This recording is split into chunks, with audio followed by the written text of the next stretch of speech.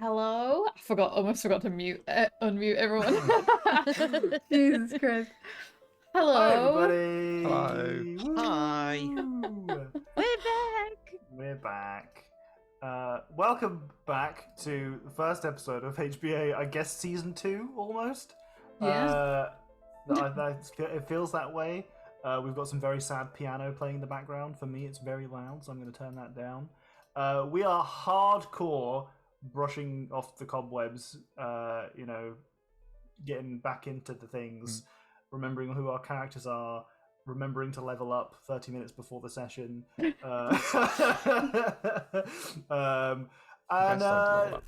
just remembering how to play D&D. So bear with us, be patient, but also we don't take ourselves very seriously here, so I don't think our chat takes us very seriously either. That's lovely. Right, we can just relax and play some D&D. So, sometimes... Oh, choo-choo, motherfucker. What did I get? What is this? I think I've got them all. It didn't give me another. Oh, Yeah. that's pretty bogs. I wish it gave you like just his one that you could put in the chat with everyone. That'd be nice. I'll have to manually type in choo-choo. Grace did. Type in choo choo right now. What was it, 2022?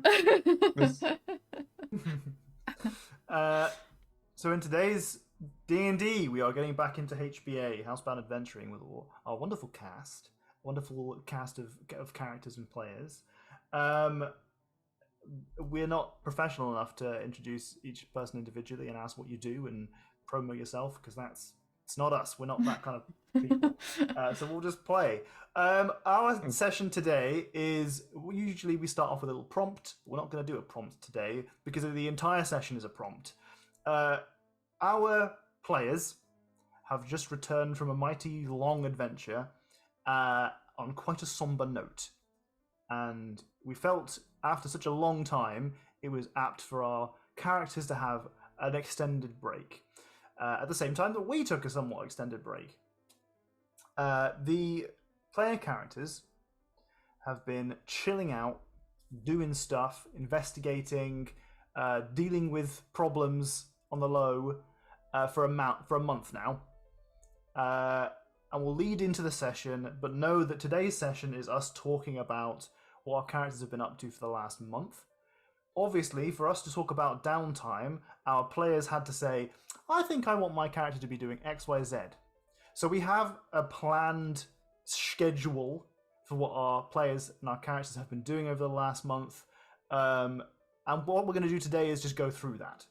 We're going to RP some of the bits that we've gone over, and a lot of the content in it is going to be completely unknown to the players. You're not going to know what's happening in each scene. You just vaguely know what your goal is. All right? So that's what we're doing. That's what we're doing today, chums. We're doing a recap of the downtime that will lead into... who fucking knows when this session's going to end? Maybe this takes 20 minutes. All I know is that I've spent the last month meticulously planning this, and then at the last second I've forgotten every single thing. So prepare with me as we transition through our scenes and whatnot. But Hi, Adam. I'm just excited to be playing some D&D with you guys again, and to see everyone in chat. Hi, guys. Hi, Salty. Bye, Malka. Be safe. Be safe. Yeah, all of our cameras are a bit shit, and we don't know why. Yeah, I don't know. Does anyone use Zoom nowadays and know why this might be happening? Is it a me problem? Is it just a Zoom thing? I mean, it looks bad on my end as well. Yeah, maybe it's just a Zoom thing. It's been so long that I can't remember. Maybe we always used to look this bad. I don't know if it always No, looked there's like no this or way. Maybe we did. I don't feel like we did, though. No, I don't think so. I feel like we would have noticed. Yeah. Hi, Pink. I'm sure everyone looked crisper 6 months ago, but maybe our eyes have just deteriorated in 6 months. Is that the wallpaper behind Docs is just patterned, or is it just the bit rate? Answers on the back of a postcard. Revealed How next analog. Okay. Docs is actually in front of a green screen where they've just superimposed an image of their room when it's tidy and has like like a lived in look because there's like one blanket in the background or something like that. So meticulously planned this outlook in the background. It's slightly lived in, but not too lived in, but not too clean. Don't want to be clinical. Right. So, importantly, our characters have all leveled up. You're all level 12 now. Mm-hmm. Congratulations. What did we all pick? What did we get with our level up? Nerily, do you want to tell us first? What did you get? No, I don't think we should pick me first. Yeah, good point. I forgot the other person that needs the most time to prep for that. My bad. Oro, what did you get? I leveled up in Rogue. So I'm level 7 now in Rogue, which means I get evasion, finally. Finally, I am the ultimate rogue, and I don't need to level up rogue ever again. No, I probably do, but evasion was what I wanted. We'll go Everybody for a can different stop class. going evasion at you. Yeah. Don't have it yet. That really was quite prevalent in the chat as well. Yeah. Jenny, evasion? No, I can't. Wonderful, amazing. Randall, what's Randall got? Randall is now 5 feet faster. 5 feet taller, I thought you were going to say for a second. Yes. Whoa. Randall has doubled in height, and therefore gained a small amount of extra movement speed, and is now also immune to poison and disease, which is probably going to come in handy at some point. Absolutely. Undoubtedly, because you are probably the most diseased person historically. In our games. Not in our games, No just one end the else. sentence there. Yeah, just In history, you're the most diseased person. Randall's just picks up diseases left, right, and center compared to everyone else. So that will certainly almost it's like a character development thing. Yeah, Like yeah. Randall just his key was just like fuck this. I'm sick of it. No more. So that's another point in monk to clarify, Yes. as opposed to your multi-class, which is warlock. Yep. Okay. What did Haiku get? Well, Artificers get nothing new at level 12, but I did take the Gunner feat. With my, level 12 feat. So it should Arguably, getting the 2 ability point things that you can spend on a feat is one of the most exciting level ups for me. Because I'm like, oh yes, I'm going to browse every single feat. Yeah, it was isn't that a problem? It took it was a lot of decision whether to go with Gunner or push my int to 22. It was a bit overkill. Yeah, something that Haiku is able to do. Wonderful. Okay, and we won't. You know what? Let's not talk about Nerily. No, here's what we're gonna do. We're gonna talk about why this happened.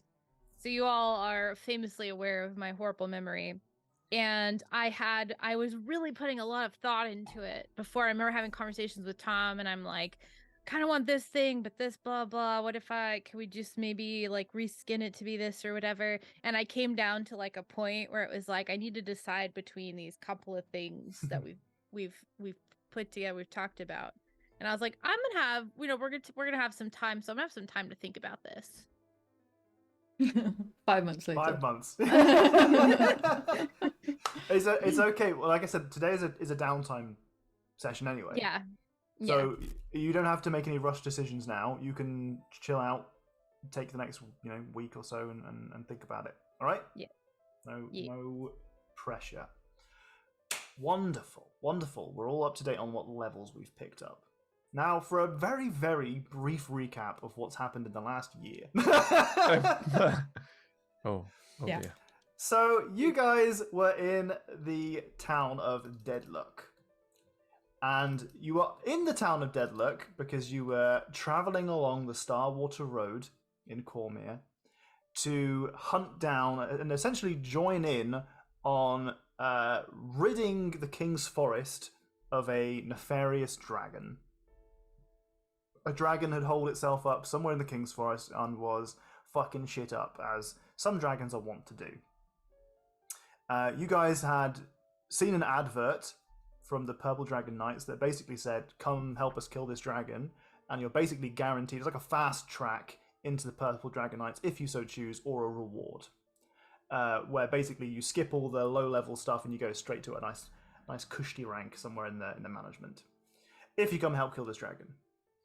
On the road, we hit a couple of bumps, including meeting a fairy dragon in the Blushing Kiss Inn named Sirshifa.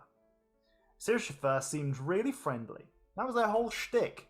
In fact, everybody in the inn was extremely joyful, and we deduced through some checks that it was because of Sirshifa that they were feeling quite as merry as they were. It was their aura almost. And you had a bit of a chat with her, and she recognised Randall. You had a bit of a chat, and she explained to you that actually she is an ex-lover of of a mutual friend that a relative of Randall had. And we'll leave it at that, really. But after this conversation, where she seemed very keen to help you out and to get you closer to the dragon's lair, help you skip a little distance, she took you to a portal. You guys happily followed. Remember everyone happily following Sirshifa? I remember being happy.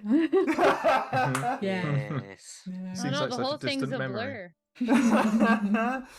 You got to the portal, and as you were teleporting away in this shortcut, somewhere nice and quick to get to your destination, she sinisterly revealed to you that she was deeply, deeply jealous of Caspian Kinshire, Randall's relative, for stealing away her lost love, Idranolith, the dragon. And because she was spurned and she was jealous and she's a fairy dragon, she activated the portal, and instead of sending you somewhere a little bit closer and more convenient, she sent you to the Feywild. As you entered the Feywild, two of our party members, Nugget and Haiku, were scarred. A sigil of magic burned into their flesh that they soon found proclaimed them as trees. Eventually, one day, they would become trees. It was a matter of time, and their skin started to turn slowly into bark.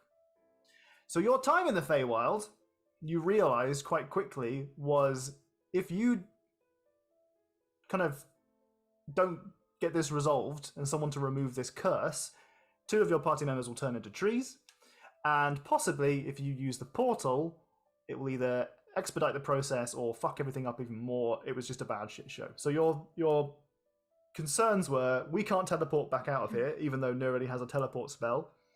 We got to deal with this shit.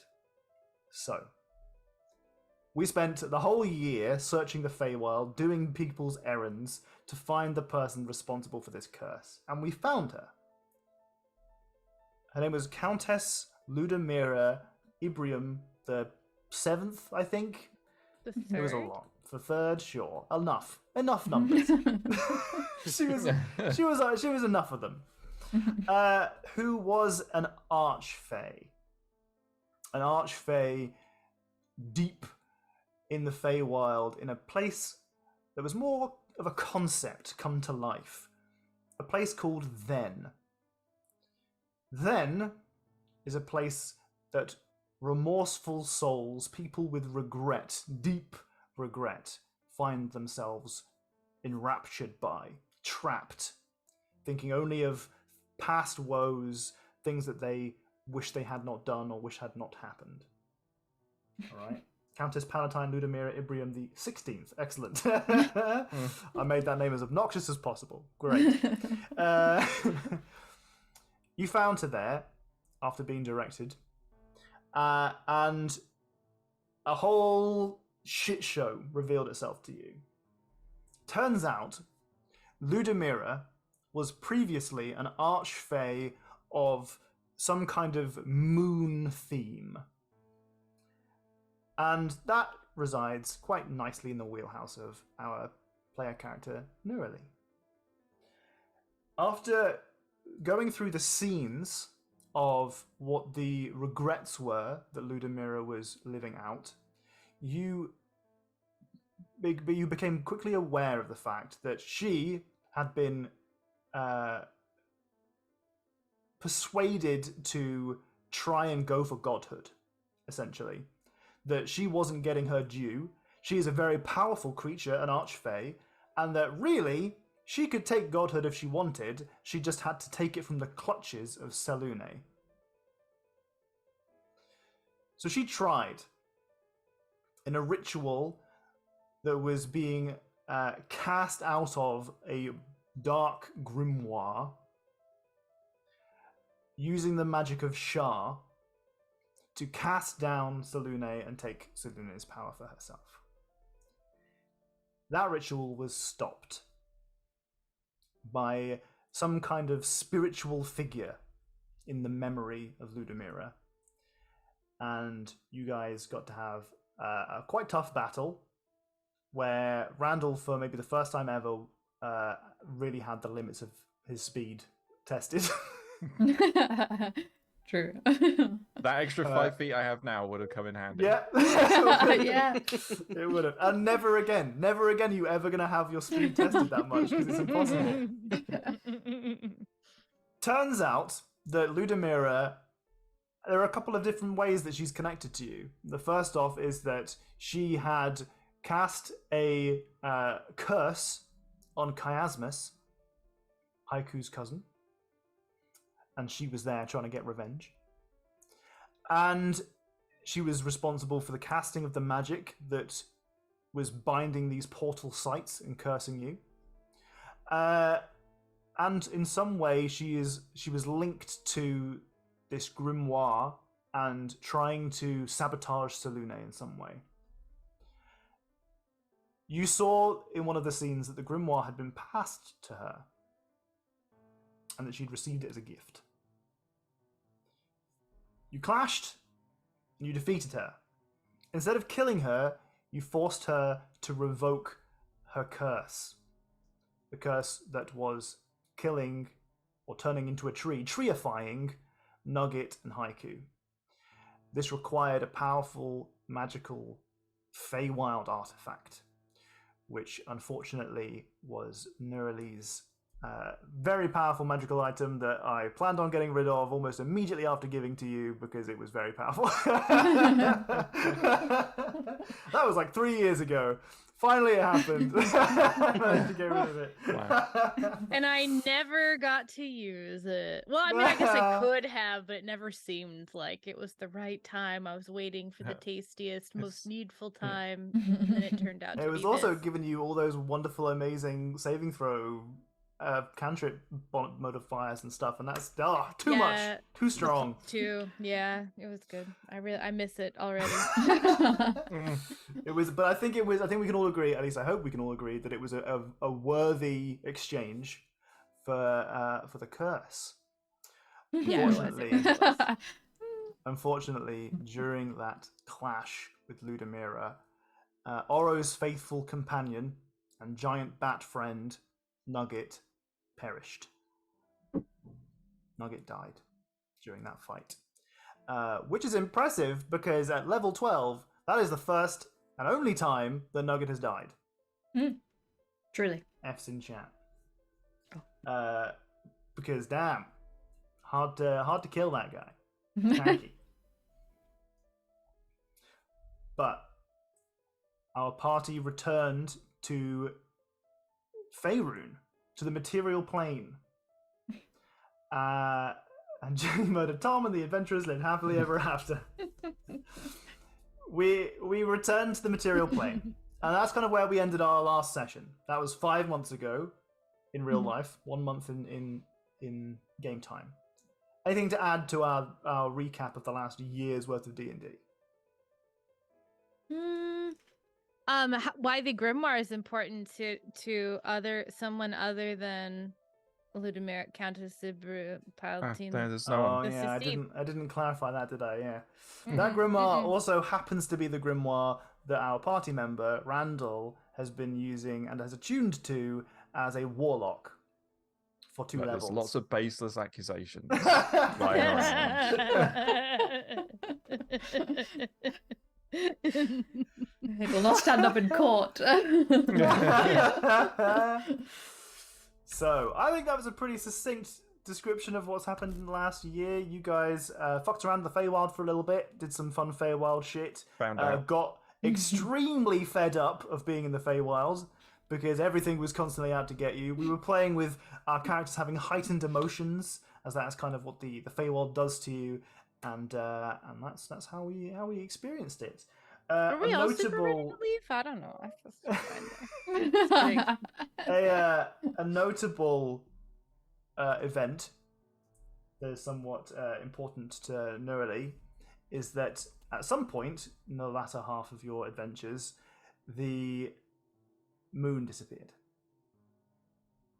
Yeah, that was the thing that happened for a bit there. And then you stopped having dreams. It came back, right? The moon came back. The dreams did not come back. Yeah, I forgot about that. Yeah. Season 2, back to the Feywild. I quit. Hey, Canuck, nice to see you. Hi, Canning.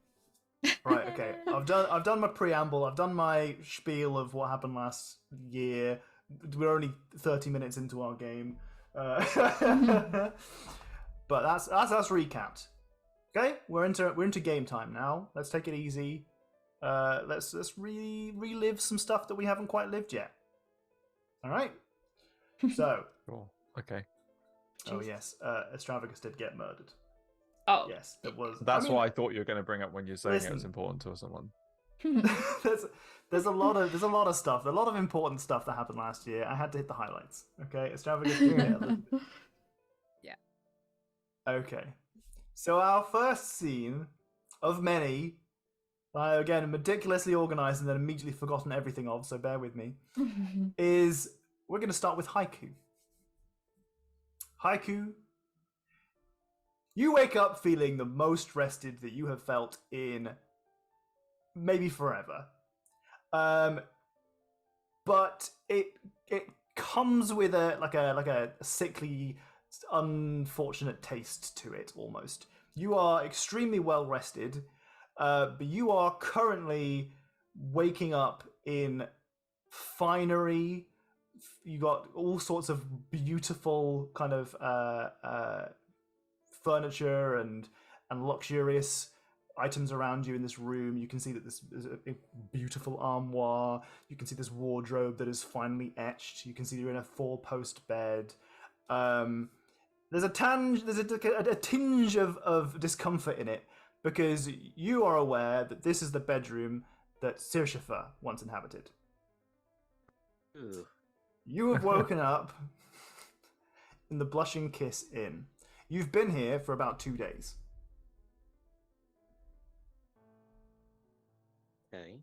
Okay. You've woken up out of your bed. You're starting to think about whether or not you want to keep this room or whether you'd rather pass it off to one of the other party members. Originally, it was kind of a ha-ha, I'm sleeping in your bedroom, fuck you guys kind of deal, as a middle finger to Sirshifa. But whether or not you feel comfortable staying here is up to you. You pick yourself up, get yourself ready to go downstairs, and down the stairs you go. You find the rest of your party. Everyone is sat down at the kind of tables down here. You can see that Nurali is kind of in deep thought. And you can see that Randall is kind of tending to some of his notes, writing things down. Oro is at the table, kind of distant in a couple of different ways. She's kind of positioned herself away from the group a little bit. It's kind of a longer kind of dining table. She's with the group, but not with the group, if you know what I mean. Like, she's there, but she's not really actively socializing. The rest of them are kind of like doing their own things and eating a bit of breakfast, and that's kind of where you're planning on, getting down there, starting to scoff your face, getting some food in. So you and your party have been here for about 2 days now. Once you arrived back through the portal, you went almost immediately to the Blushing Kiss Inn. Can you tell me with a little bit about how that encounter might have gone? We don't have to relive it, but let's say you've come out of the portal from the Feywild. emotions are a little bit heightened. You're not feeling positive about the last time that you were here. You know that this was Sirshifa's inn.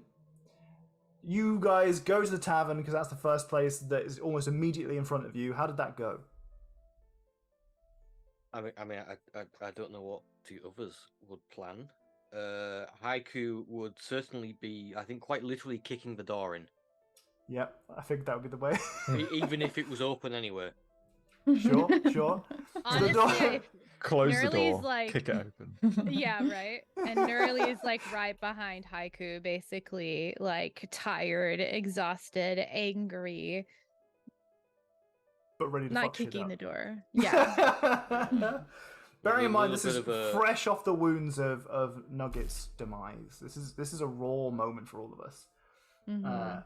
So what had happened is that you'd arrived on the scene, kicked the door down that was already slightly ajar, so it was really a bit much. And after everyone in the inn and kind of paused, and the moment was kind of like pregnant with anticipation of what the fuck was going to happen next, people started cheering and clapping. Because the last time that Sirshifa was seen was with you guys. And she's gone now. She's not there anymore. As far as they're concerned, you are heroes because you went and dealt with Sirshifa, who, in their mind, had entrapped them in some kind of enchanting magic and kept them in that tavern, perpetually in a state of, yeah, everything's great and jolliness and cheer and whatever, but keeping them trapped from their own lives. So you guys are heroes. So you've returned, and Sirshifa's lodgings have been untouched. Everyone's too afraid to go up there, just in case she's left any kind of entrapping spells or anything like that. And you just fucking stomped your way up there, confidently, happily, ready to fuck shit up. And then actually, no one's using this room.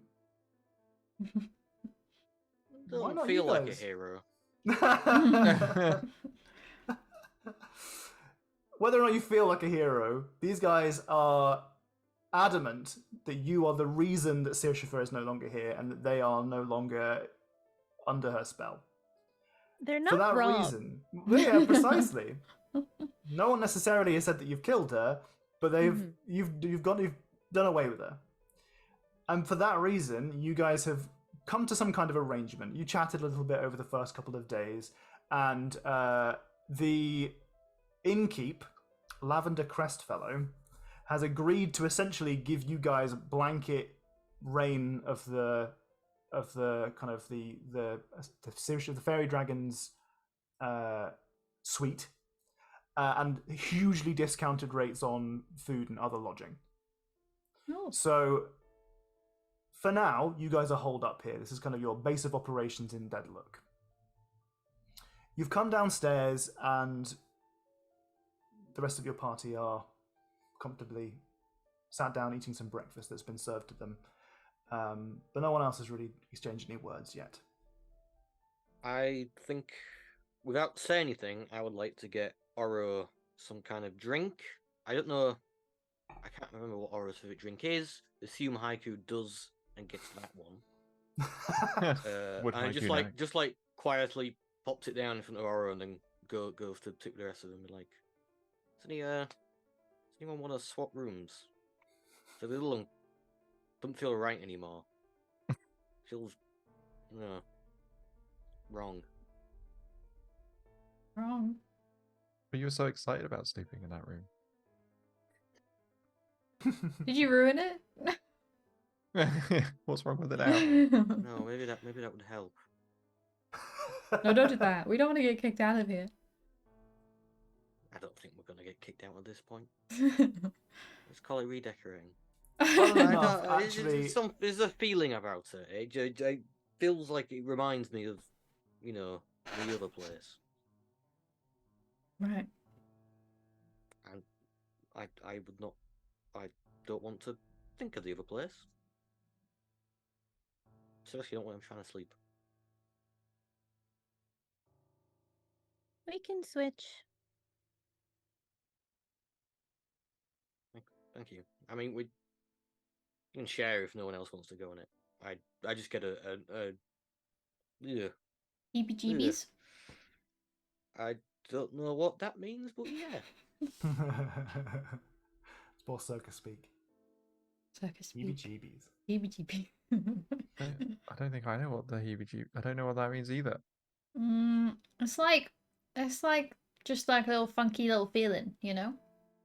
You just feel a little bit like, ooh, you know? The heebie-jeebies.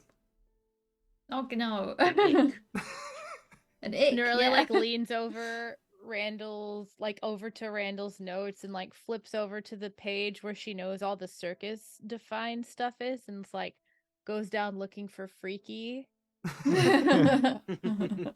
Oh no. Nods and like closes the book. Not closes it, but like, you know, lets you have it back the way you had it before. Haiku is actually especially popular here because in the last 2 days that you've been here, Haiku, you've been kind of just keeping busy by kind of just fixing shit. You've discovered that you guys in game time have been gone for a year. A year has passed. And that in the meantime, the innkeep here, Lavender Crestfellow, has had a lot on their plate, kind of doing the best that they can to fix up the place. Just outright. And they haven't got around to some of the more basic stuff. Tinkering. Straight to tinkering. Straight to tinkering. All night. Thank you, Kenneth. It's a coping mechanism.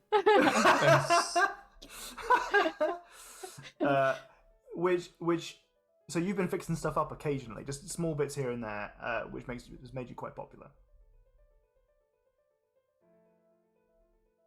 If anything needs fixing today? Actually, nice yes. Nice little distraction. Yeah. So, actually, you have found something. There is a small area that was made as a stage, almost, that was previously used for kind of the occasional event that was being hosted. It hasn't really seen any repair for a long time, but a huge amount of use whilst Sirshifer kind of reigned here almost. So you've kind of actually been requested. Lavender has asked you if you could maybe just have a look, make sure the banister is okay, so that because they've got an event on tonight. Ah, okay. They're hosting a kind of an open stage sort of evening, where it would be an open mic if microphones existed. Ah. Open thaumaturge. Yeah. So they're planning like an open mic sort of thing tonight. They're trying to get back into the swing of it being like an event space. They've been really struggling with getting that ball rolling again since the last years passed, because it kind of had a bit of a reputation before, and they're kind of just finally getting around to it. But now you're here, maybe you could help out and fix some stuff up. Yeah, I could maybe put something to amplify the sound, you know, like a megaphone on a stand. Big cone. Boombox. Amazing, fantastic. Not an really open invest. mic night, it's an open meg night. When discussing this, actually, what had happened is that Lavender had walked over to the table and said this quite loudly, whilst projecting towards Oro. Which, remember, I'm not playing a bard. This time, not this time, not about this time. But she was like kind of projecting in the direction of Oro, like maybe hoping that Oro would feel like doing something on stage, but knowing full well that Oro's in a bit of a funk at the moment. How's Oro reacted to that? I could do something for you if you really wanted me to. I mean, if you're feeling up to it, I mean, if you wanted to do, it's supposed to be more of an upbeat thing. I was thinking like a morose interpretive dance. Oh yeah, about death and okay. the times after death. I Where would we like go to give till Lavender we a die. look. I love that so much, Jenny. Where do what's we the go? look? Oh, you know the look of shut the hell up. Okay, all right. She gets the look. She sees, and she, actually, with the docket's full. I've forgotten. I'm sorry. Some other people had come up. No, but sorry. Next time though. Okay, well, let me know If you, if you need, yeah, it's cancellation or yeah. well, yeah. So we'll let you know. Okay. And she kind of like makes eye contact with Haiku, like, did I get out of that? Leave. Okay. So you guys tuck into some breakfast that's served up for you. Is there anything that you guys want to, bearing in mind our players, you've seen my schedule for the recap. Is there anything that you guys think that your characters want to do? You've just come back from a hugely exhausting long trip. You've had about a day of getting yourselves kind of oriented. As barely anything really. Is there anything that you want to do before? Let's say that we've got our open stage night tonight. Does chocolate exist? Chocolate exists. You've had hot chocolate exists, yeah. Therefore. Okay. Oro has gotten as much chocolate as she possibly can, and is just sitting around it. Yeah, ice cream. Yeah, all those sort of foods. Fantastic. Every time you look at Oro, she's eating on something sugary. Just like a full mouthful of chocolate bar, just the whole thing, like just a huge chocolate bar, and she's really little. So she's just munching down on the whole thing. And she's not even biting, she's just kind of holding it there as it melts slowly. Just like waiting, disgusted. Sticky mess. Well, how about everyone else? I think Randall's going to be sat there flipping between like the grimoire one side and then just like a big stack of notes, and it's just going to be going back through the same set of notes over and over. And if anyone notices, it will be the same pages. He'll be like rereading back through the same ones, mixed in with just like staring at the grimoire for long periods of time. Makes sense. Haiku's busy helping with the stage and setting up a kind of an impromptu microphone. How about Nerily?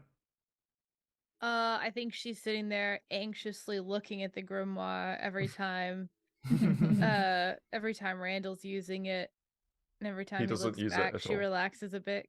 Well, I mean, like reading it, you know. No. So the grimoire's out, but you're not. It's out on the table. Like looking at it, but you're not using it. It's just looking at like the cover. It's not open. It's just on the table. Okay. Yeah, she's assuming it's talking to you at this point, though, right? Fair enough. So, like, she doesn't know that just staring at it isn't using it. She's just like, especially since you're staring at it for like slightly extended periods of time, you know, instead of just glancing at it. Honestly, I totally get that. If I saw a friend of mine, we talked to him when we first got it. He told us that. Yeah, that's true. Mm-hmm. Go ahead, though. The idea, if I saw any of my friends just staring blankly at the cover of a book for extended periods of time, I might also worry that the book was talking to them. That makes sense to me. Okay. Is Harp B playing? Harp B is playing. Fantastic. Well, the day goes on. You guys fill your time until open stage night starts. And over the course of the day, people have slowly been trickling in. Some people came in for lunch and then for dinner, and they're kind of getting the mood's getting pretty chirpy in here. Actually, people are getting quite lively and quite excited for the things to come. And the drinks are on a discount as well. They've really kind of appropriately tailored this evening for getting things started again. The first act is the most stereotypical bard you have ever seen, who is called Gerald. He walks on there, Gerald with fine hair, and he stands on the plinth, kind of on the stage, as it were. Proper, like, not quite jester, but getting there attire, but like enough cleavage that you can see what's going on. It's I'm not saying there's all bards, but this bard. And And he's got this incredibly ornate looking lute, and he's really going at it. But the second that he walks on stage, you know that he's kind of expecting to take the stage for the rest of the night. Like he's kind of expecting that everyone's going to be like, oh wow, this guy's incredible. This cool. just needs to be his gig, you know. Yeah. So he gets up there and he kind of introduces himself and he's like, hey, I'm amazing, and he just starts playing, and he is good. He's good, and you guys kind of enjoy the first couple of songs that he sings. And then you can see that there are a couple of other locals who are kind of like quite keen to also get involved. You can see that someone's got some juggling sticks and stuff on the side, and like there's like a kid there with like a triangle or something like ready to go. And he's like, this guy is still on stage, like really milking it. And after a while, everyone kind of just like shoves him off and like, come on, enough of you. And other people don't get a chance to be up on the stage. Like I said, the booze is cheap. Anyone drinking? Anyone imbibing? Yes. Nearly's getting some bevs in. Yeah, I think she'd been, because if I remember correctly, she had been slowly kind of like learning to drink wine. She had been like mixing it with water for a long time. And I think she's like, just after everything that's happened in the last couple of days, I think she's just like, screw the water. I'm just gonna drink this wine. Maybe she discovers mead at this point. She has to let loose a little bit.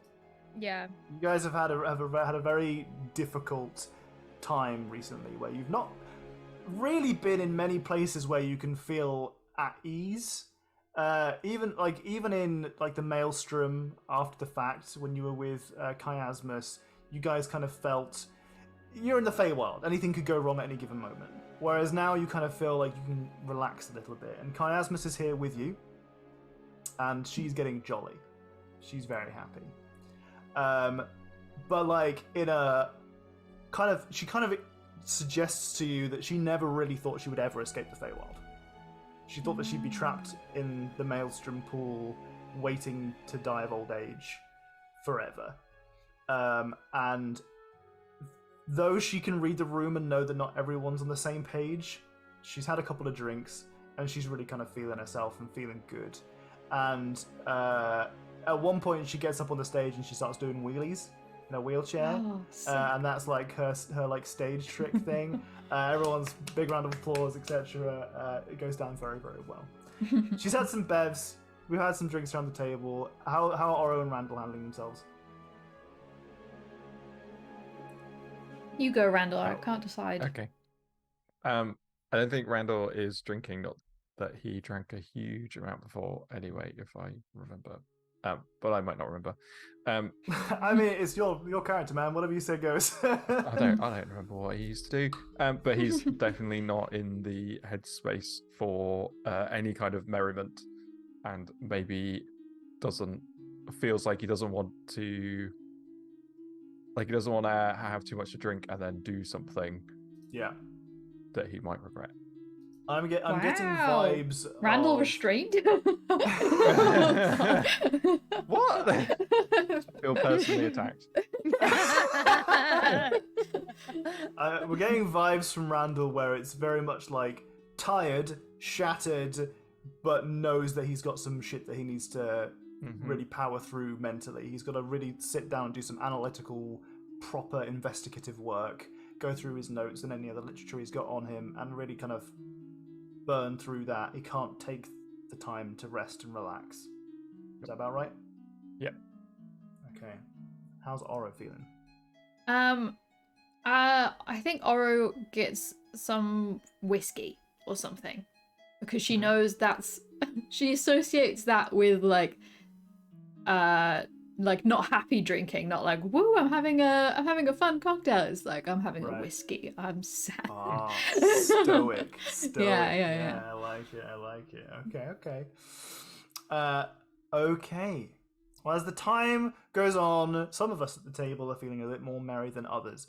What seems to happen as the evening goes on is that Chiasmus, Nurali, and Haiku kind of form a little pocket at the desk, at the table, whilst Oro is kind of sat between them and Randall. Randall's at the far end of the table, still going into his notes. He's the only person in the room that isn't looking up at the stage occasionally. He's just so deep into his texts. Whereas Oro is kind of a mix between not really liking the drink that she's got, but feeling that she has to drink it. Every sip, she's like, ah. But positioned well enough that she can kind of look at the stage and kind of reflect on it, looking still quite distant and morose.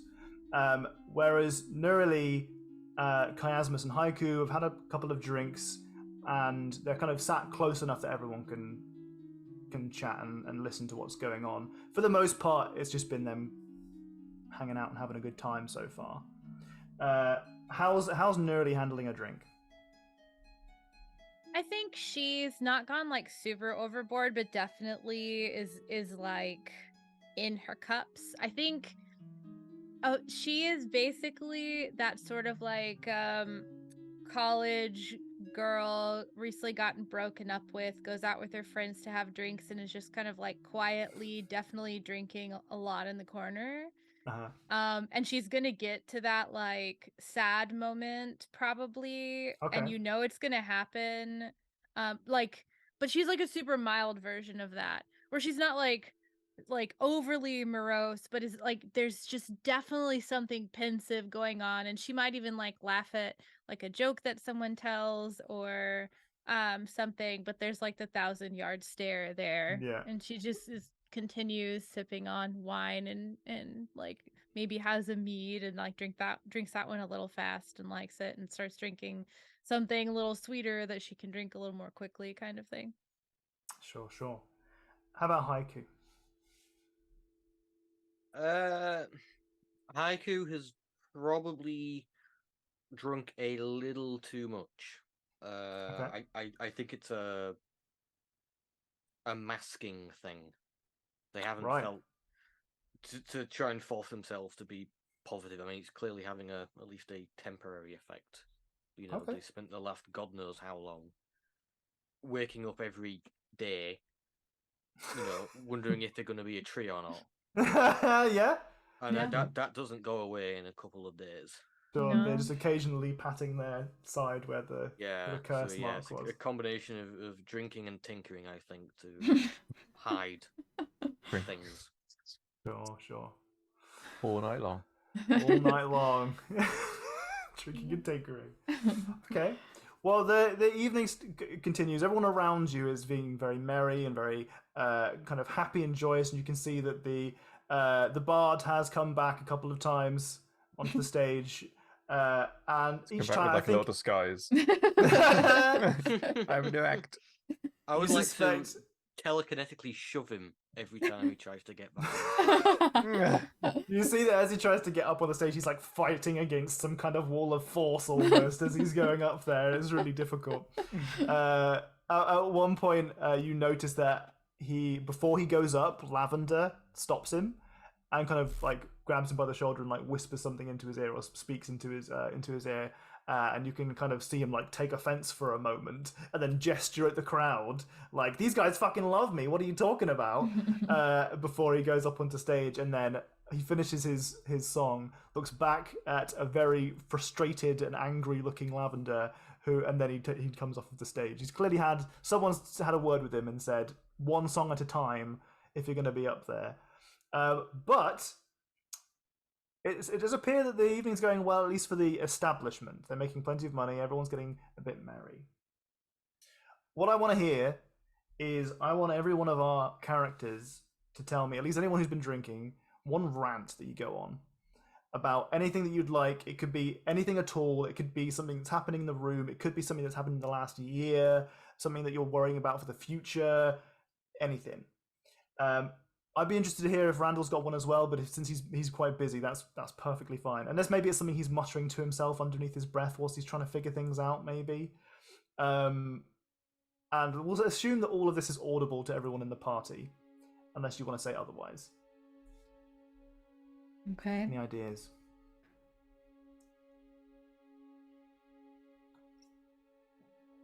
No, it feels like an important rant has to be made. It feels like we have to pick a good topic for it.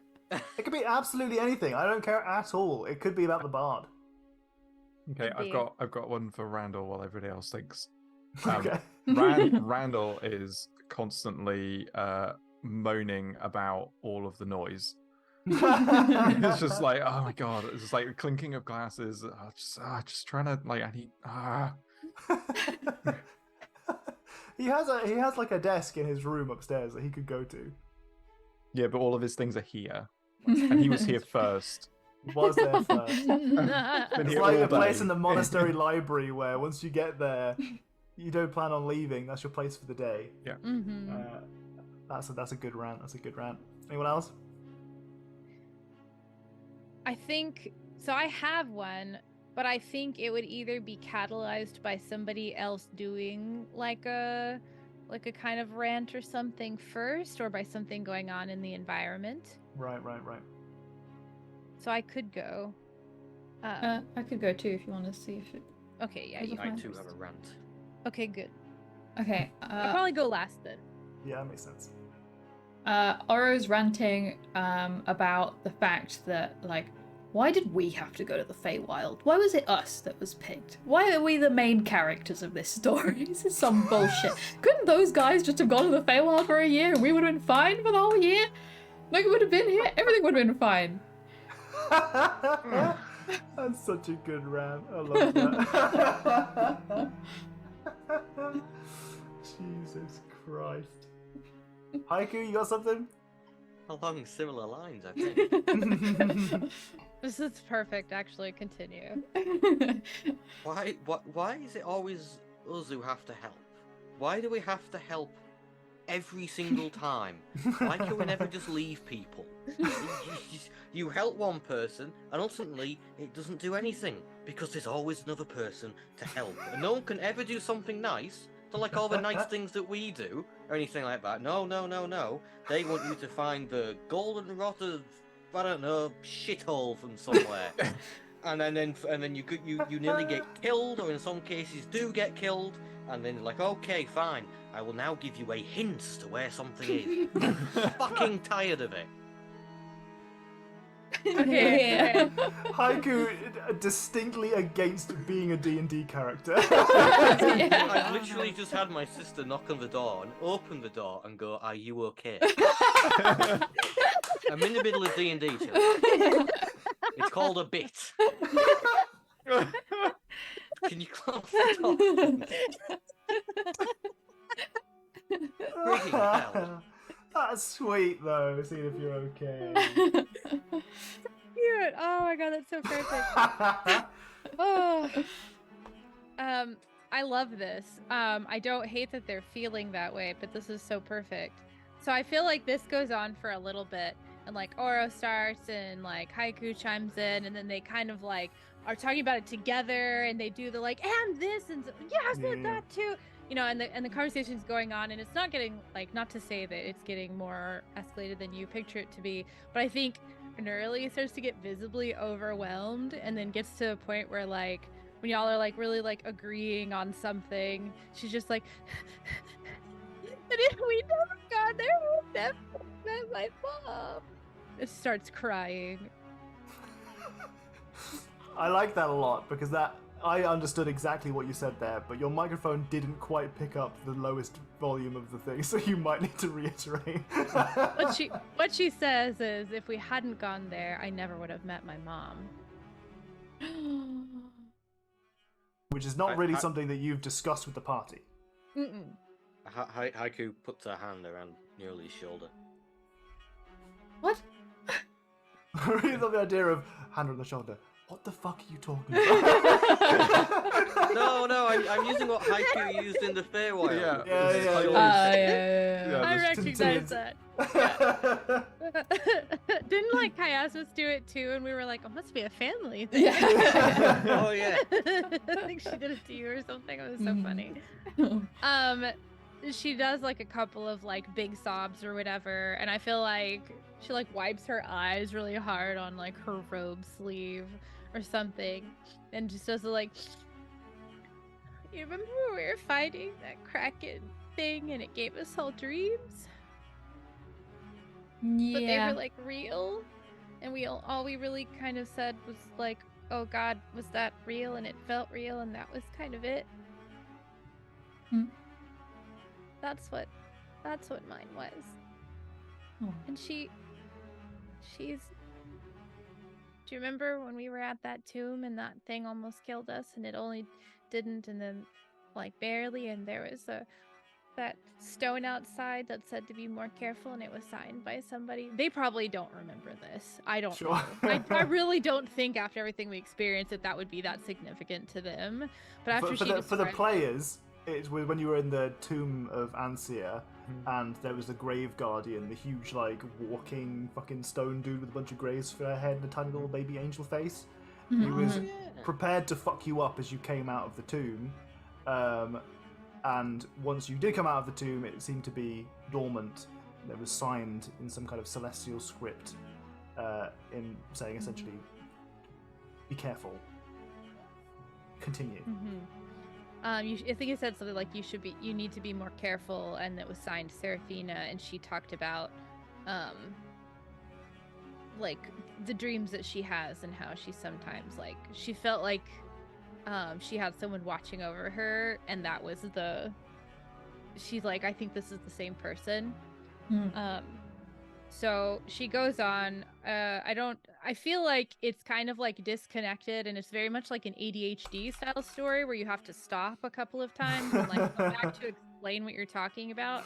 But she essentially paints this picture for you where like she felt like she like woke up and she was like sitting in like the sunlight, and like somebody was brushing her hair, but she kind of like knew that it was like her mother, but it was also this person that like had been watching over her, and it turns out that she's some sort of like divine being, and that at some point in the future we must fix everything, because the impression that she has from this like experience was that she was looking into like the future, like this sort of like sit down with mom and have her like brush my hair and us talk about the day moment. This was like a future neurally who the knowledge within that future neurally was like, this is a commonplace thing. I get to go see my mom periodically, and we get to have this time together. So she's like I don't know if we were supposed to have to go there or not, but I feel like we were, because didn't we all learn something about how the future could be if we fix things? And she's just like, not like a super mess, but you can tell that she's just been like wound up and is like, not that she's glad that they went there, but she feels like guilty about having like, you know, bad things happen to basically everyone but her while we were there. If you weren't cursed and you didn't lose somebody, like then you like there's just something wrong. I think maybe the only person that was potentially unscathed was Randall, but I don't remember. I feel like something bad happened. He had a disease, yeah. He had a disease. Something like that. It's I pretty think safe he bet. did, and I even made a joke about how that was like your thing, is that you get the diseases all the time, or something like that. And so like bad No stuff longer. happened. Yeah. Bad stuff happened all around her, but like, yeah, it's like survivor's guilt kind of thing. Yeah, right. All this bad stuff happened to you all while we were there, but it's given me like hope and something to look forward to, and something I've looked for so long, with some kind of like idea of where I came from, kind of thing. Could you give me a Arcana or Religion check, please? I'll give it to you with advantage, because I kind of want you to succeed. But I will set a DC, so it's not impossible. Yeah, we're definitely gonna go with Religion. Okay. Let me click advantage. Looking for a 15. Yeah, let's go. Hey, woo! It's great, but also sad. So in the moment, as you're kind of like heightened, you're like explaining all this stuff, and you've not really said any of it out loud to anybody ever, really. All the way back when you were in the Enclave, really, you maybe occasionally talk about it, but it wasn't something that you kind of recognize now that you talking about it was around the same time as things going horribly wrong for you.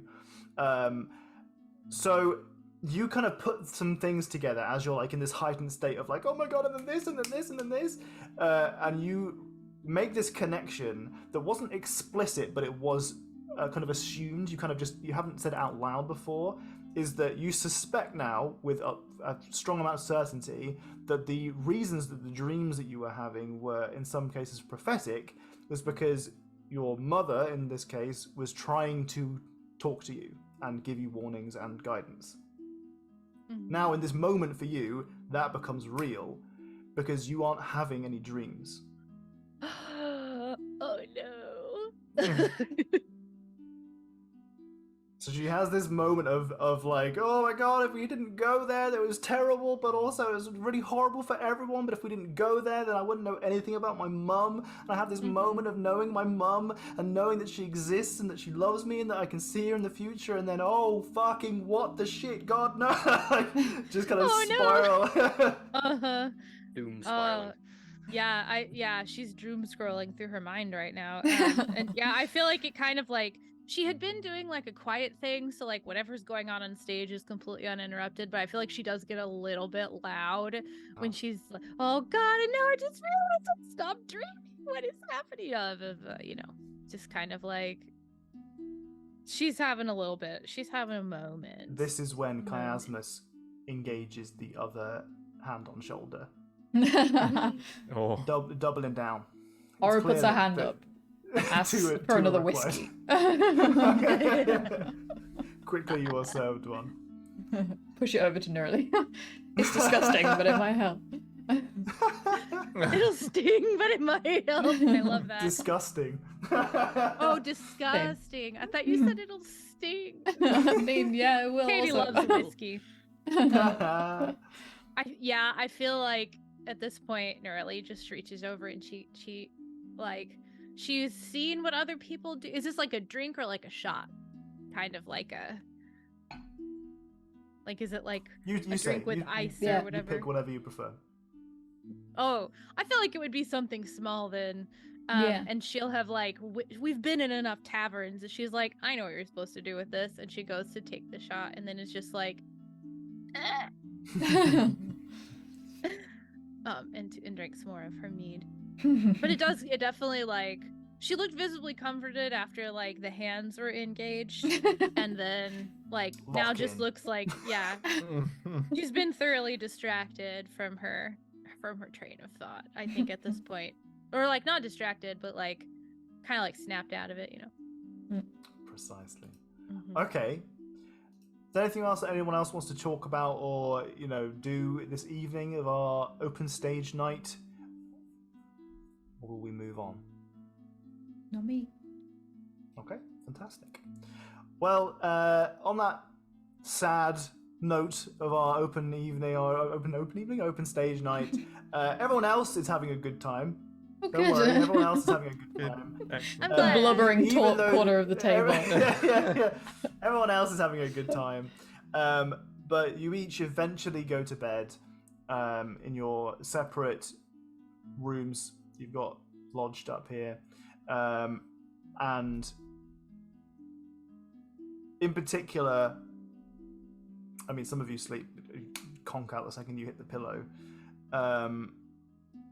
And Oro falls asleep feeling heavy, but also feeling warm. You can't tell if it's the alcohol that's kind of like warming you up as you're drinking, but you kind of feel the same kind of warmth that you had when Nugget would wrap a wing around you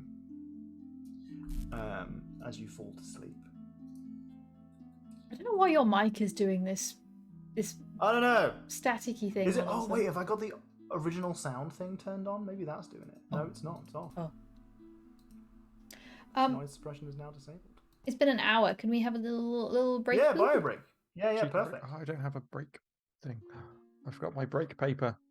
Oh, Break Rip. shit. To to cover your cam. I put Oh. it over the camera. Jack.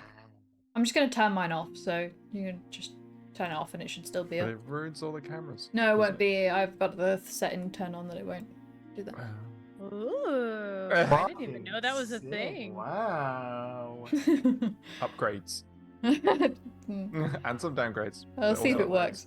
You guys can see the do-good penis, as you have Oh, missed the do-good thank penis, I'm God. certain. Yeah. When's the Yes, Do Good stay Penis aware. t-shirt coming? That's what I Kickstarter. Let's have a little bit of a bio break, everybody. If you're new here, welcome. Nice to see you. Our bio breaks are as long as we need to pee and get drinks and return.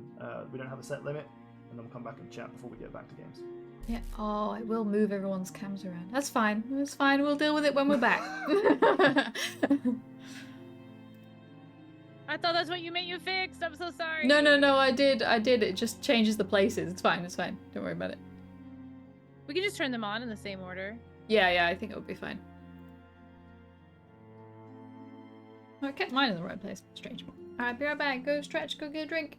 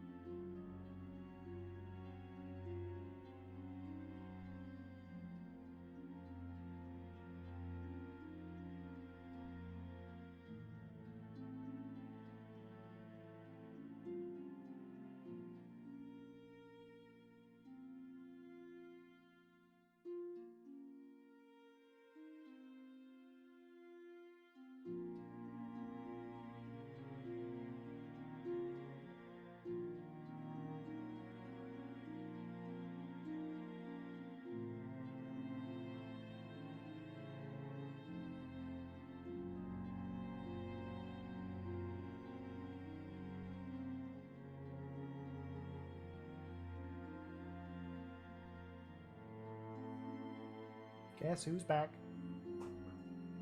Back again. It's me. I'm just about to see that there is some balloons up there and a banner that says Dr. Tom, which was put up there when I had my Viva in November. And we haven't taken it down because I was like, I don't want to take it down until I'm officially Dr. Tom, which has only recently happened because paperwork took 4 months. Absurd. So it really should come down now. I'll get rid of the balloons. We'll take down the top Dr. Tom banner. I refuse. I shall be unhydrated, unstretched, and unfed. Look after yourself.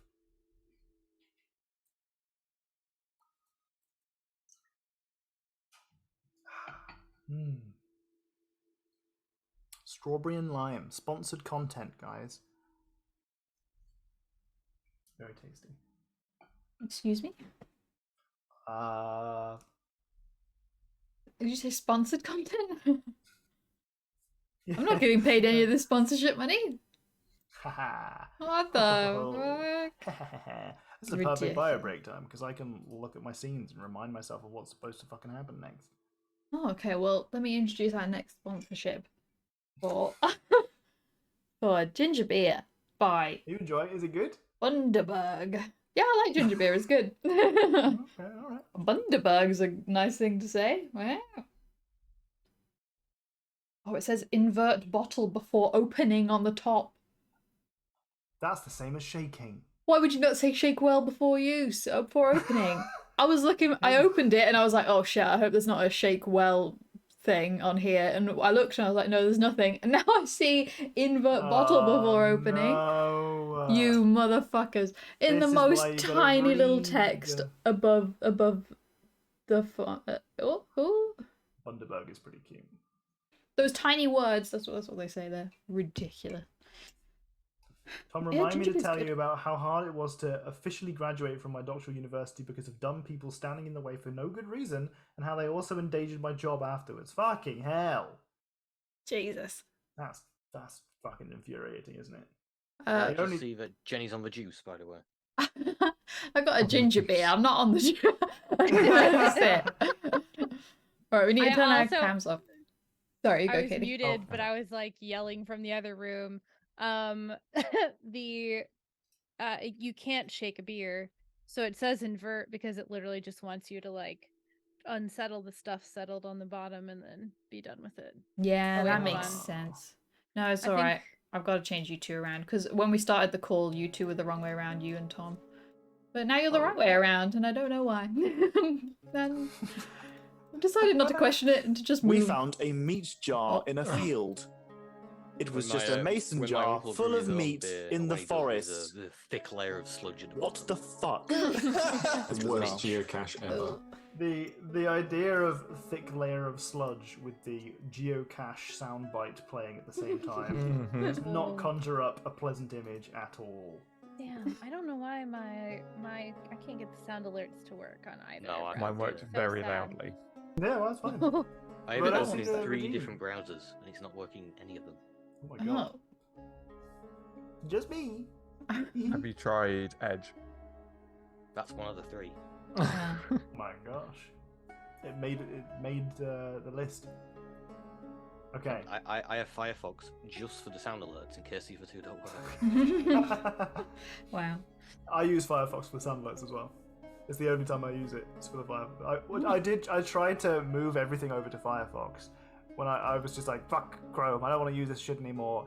But it was so many things needed logging in, and this is just so frustrating. I just couldn't be bothered with it. I'm too lazy. Well, That's the issue for me. I have a password manager with an autofill. I mean, that would solve a lot of my problems. I have a password manager, but it doesn't have an autofill, I don't think. Anywho, let's get back to it, shall we?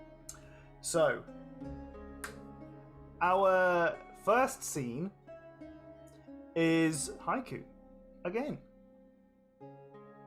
Haiku, you are on day 3.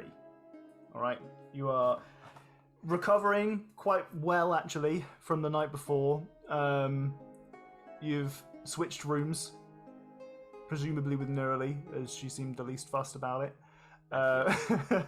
And you slept a little bit better last night. You came downstairs and you've had some breakfast, and at the time the only person down there was Chiasmus, which wasn't sad. You know, happy little moment for you guys to catch up a little bit. And it's a pretty nice warm day at time actually. It's about late spring, a little bit almost unseasonably warm, but in a nice way. Very clear skies, and she says to you, "There's a river not far from here. You want to have a little bit of a splish splash? Hang out there?"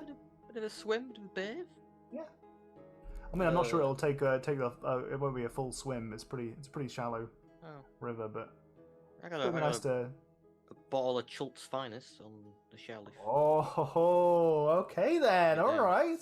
Bit early for that, but I'm good for it. I think we've both had a rough few. I don't even think I can say months. Yeah. So it turns out it's been a year for us now, but also Yeah, not. but has it? I don't know because I was there longer than you were there, Yeah. and I stopped counting.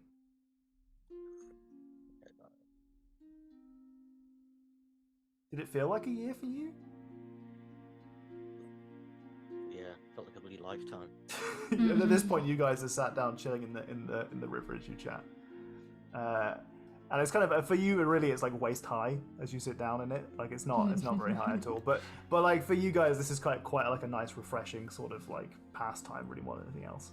It's the kind of things that you would have probably done as kids, like kind of just sit in like a pool, just relaxing, left to your own devices, and a huge like collection of loads of the kids just chilling out in a One pool of the together. Ahoy Hoy lagoons. Yeah. Oh. In the shallow end, just relaxing. And you guys are just chilling out there. So yeah, so you were there for how long, do you think? Well, it's been a year since in this plane's time. Or were you there for a year when you were there? Like, did it feel like a year? No, it didn't feel like a year at all. I always Thing is, heard like, that there the was no time could be day- different. There was no day or night there, was there? It was just like eternally orange. But like, you slept though. Yeah.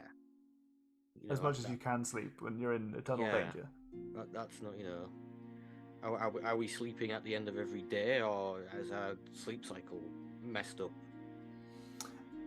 I mean, I'm fully with you there. It was my life at the Maelstrom was very different. I was there for a long time, and it was mostly me chilling by the poolside, in the pool of the Maelstrom itself, occasionally hunting some fish, making sure that my legs didn't continue to fall off and for the curse to eat the rest of my body. I was about to ask, did that happen very early on in the Maelstrom, or was that a later thing? I didn't find the Maelstrom until after the curse had started eating me up. Oh. I was lucky to find it. Yeah, it because if I hadn't, I would be dead. If I didn't find those waters that fought off magic diseases and curses and whatever it was, I'd be gone. Yeah, to be fair, I might also be dead. Tree? Or alive for a really long time as a tree. Yeah, I can't imagine it would have been nice to be a tree. It was, to be honest, the biggest thing was not like, I think I would have preferred to just, the curse at the end would just kill me. But like, you know, being a tree, even if I was like aware of it, it's against everything, well, not that I do, that we do as a family.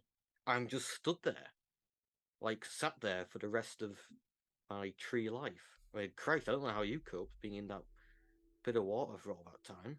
It bloody killed me doing that. It's funny that you say that because I've been thinking. I mean, you helped make this wheelchair for me. I'm good with it. I could roll into battle, no questions asked. But I don't think I want all of this. I don't think I want the whole go off and find the artifact, go off and find adventure life. It's taken so much from me already. And having seen what Ludamira was capable of, if you guys weren't there when I arrived, she would have fucked me up. Without a doubt. I would have gone off decapitating every single one of her that I could find until I got to that last one, and she obliterated me. She took out Nugget, she could take me out. Oh yeah, don't bring that up. It's a strange thing. I mean, like I would have been left for the wolves several times if it wasn't for, you know, the rest of them back at the inn since meeting them. I just, yeah, for a group of turtles whose entire goal is, you know, is when they reach an adult to go off wandering about to find something. We don't seem to do particularly well by ourselves, do we? It sucks. We do seem to need others. Can't. And I'm done. I don't blame you. I've just got to find somewhere to rest up. I mean, if it wasn't for those two, I think I'd be done after that myself. So I kind of wanted to run that by you, honestly, and just say that I'm gonna find somewhere that I can maybe call home. Maybe not forever, but for a longer time. And I just wanted you to know so that you could swing by. We don't have to be like the rest of our family, who leave and then never see any other one of our kin ever again. Yeah, I was about to. I mean, would you go home, like a hoi home, or? I mean, I could deal with you somewhere nagging me about chasing artifacts, but I don't think I could deal with the entire clan. Well, you can always come back with us. We have a mansion. You have a mansion? I say we. Mention that you have a mansion. I think it's technically Randall's. I'm not overly sure, to be honest. Doesn't There are seem a like the couple kind of- of guy that needs a mansion. He seems like quite a immaterial person. Yeah. He doesn't want things. And how does he have a mansion? There are a couple other people who live there who don't come travelling. There's someone who I sort of hold up my collar who speaks in sign language. She's quite nice. There's a dog, Parsnip the dog. So they'd be able to keep you company. There was an old man there. I don't quite know what happened to him. Okay, well, but, you you're know, selling big- it to big me place, until there's the plenty of old room. man who you don't know what happened to. That's spooky. But a mansion sounds nice. I could live in a mansion. Yeah, I mean, I'd have to run it by the others, but I doubt they'd have any issues with it. Where is this mansion? Ooh, yeah, that's a real good question, Tom. Nesmith. Poor Jack, whose character has not had to go to Nesmith multiple times. I've been there once. I've been there once. Yeah, come stay at our mansion, bro. Yeah, come Our on, mansion. fine. It belongs to all of us. It's in Nesmith. Okay. I Well, that's let's where I maybe met let's these maybe lot let's just outside. Camera, please. well maybe let's chat to Randall and swing it by him first. But I could learn sign language.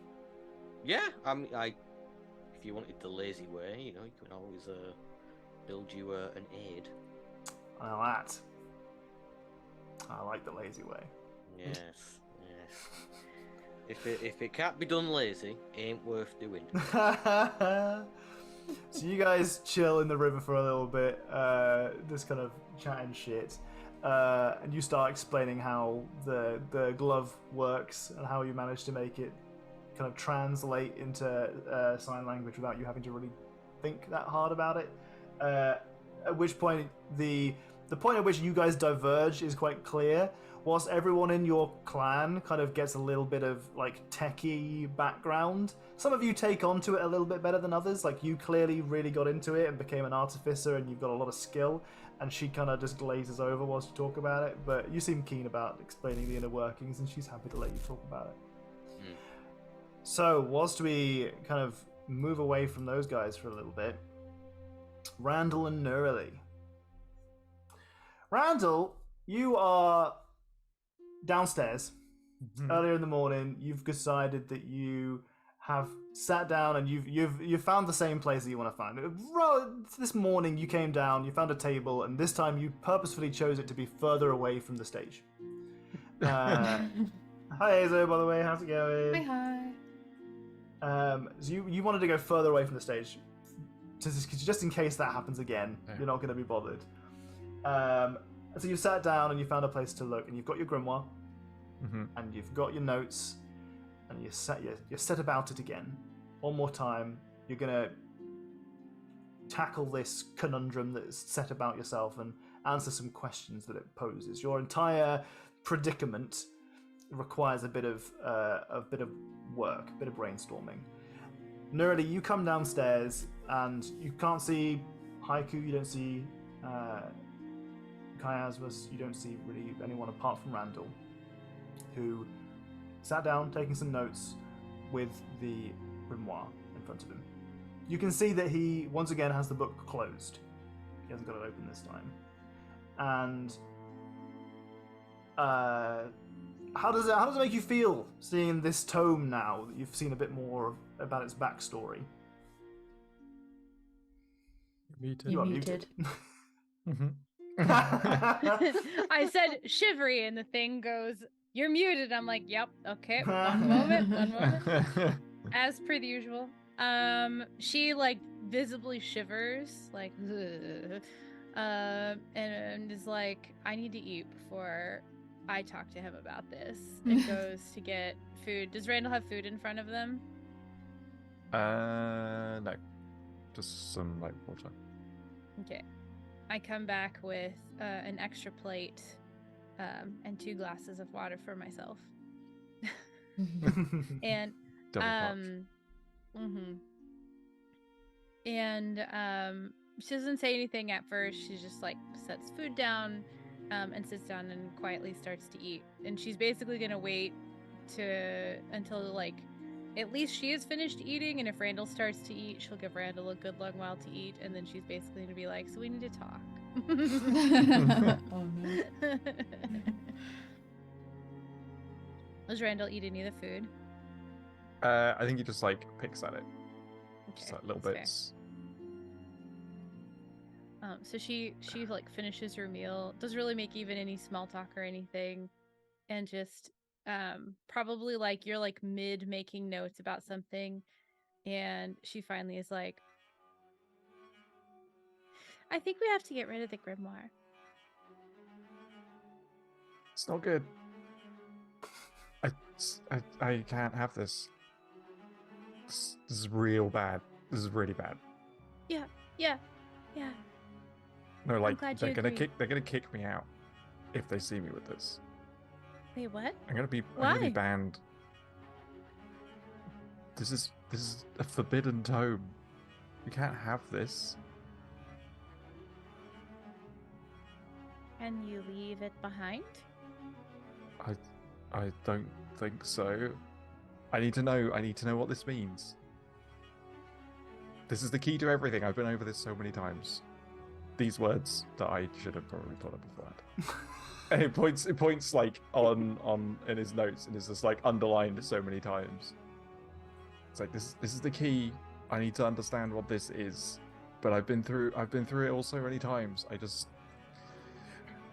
I can't. I don't know what it means. I can't. I don't know what to do.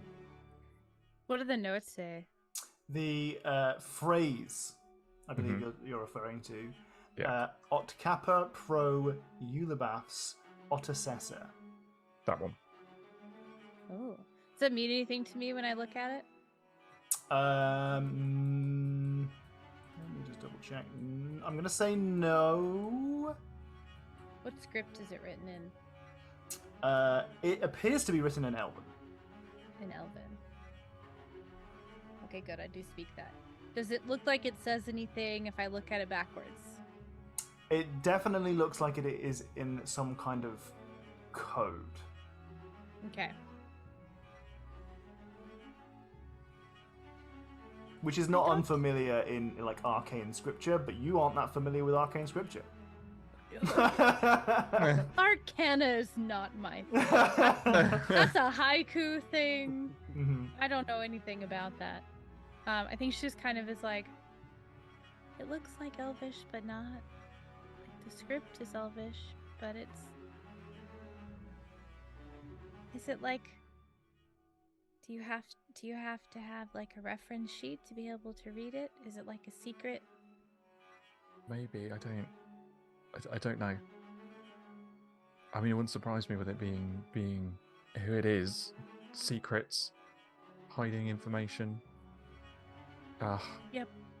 Yeah. Ugh. Where could you find someone who could help you decode that? There's only one place that I know that might have something about it, but I can't go there. Because they'll kick you out. Yeah. And how do you hide this? Look at it. Do they- Everyone immediately knows what it is. So can they see that? They're going to ask what it is. Did they like search your stuff when you go in? You not just put it in a bag? No. Maybe, but I don't. Does it stay in a bag? We saw what it did to that knowledge tree. What if it does that? Yeah, that's a good point. That would be so bad. That would be the worst. This is why they say not to stay away from Oh, damn, what a sharp. great idea. Fuck.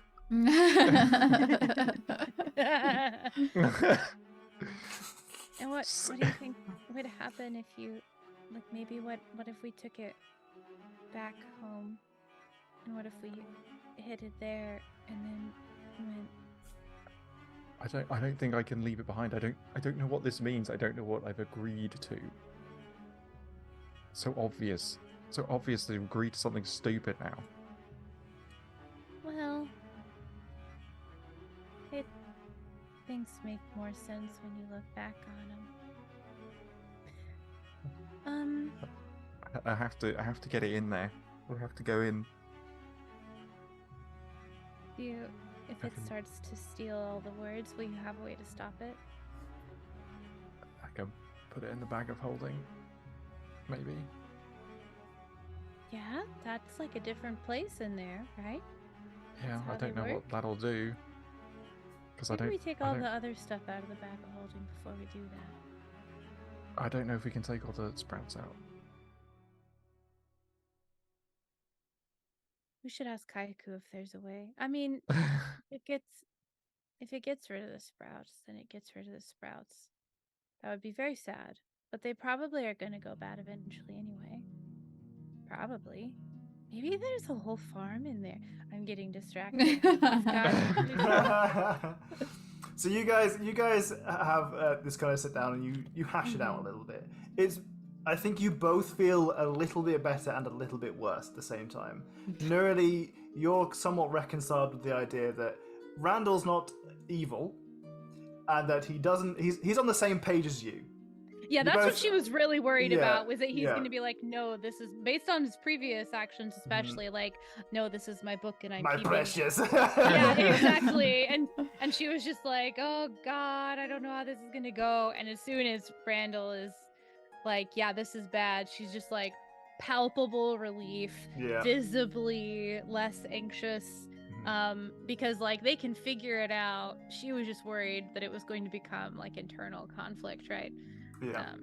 But you guys are on the same page, and that's very good news. So you guys sit down for a while, and you really you move away from the intricacies of what to do this second right now, and on to more like philosophical kind of stuff, which is a difficult ground to tread because you're in the realm of religion, but are you in the realm of religion? Because under no circumstance, you kind of have this long discussion where Randall highlights and underlines the fact that he thinks he's made an agreement, which doesn't really fall into the religion element. That doesn't contract fit.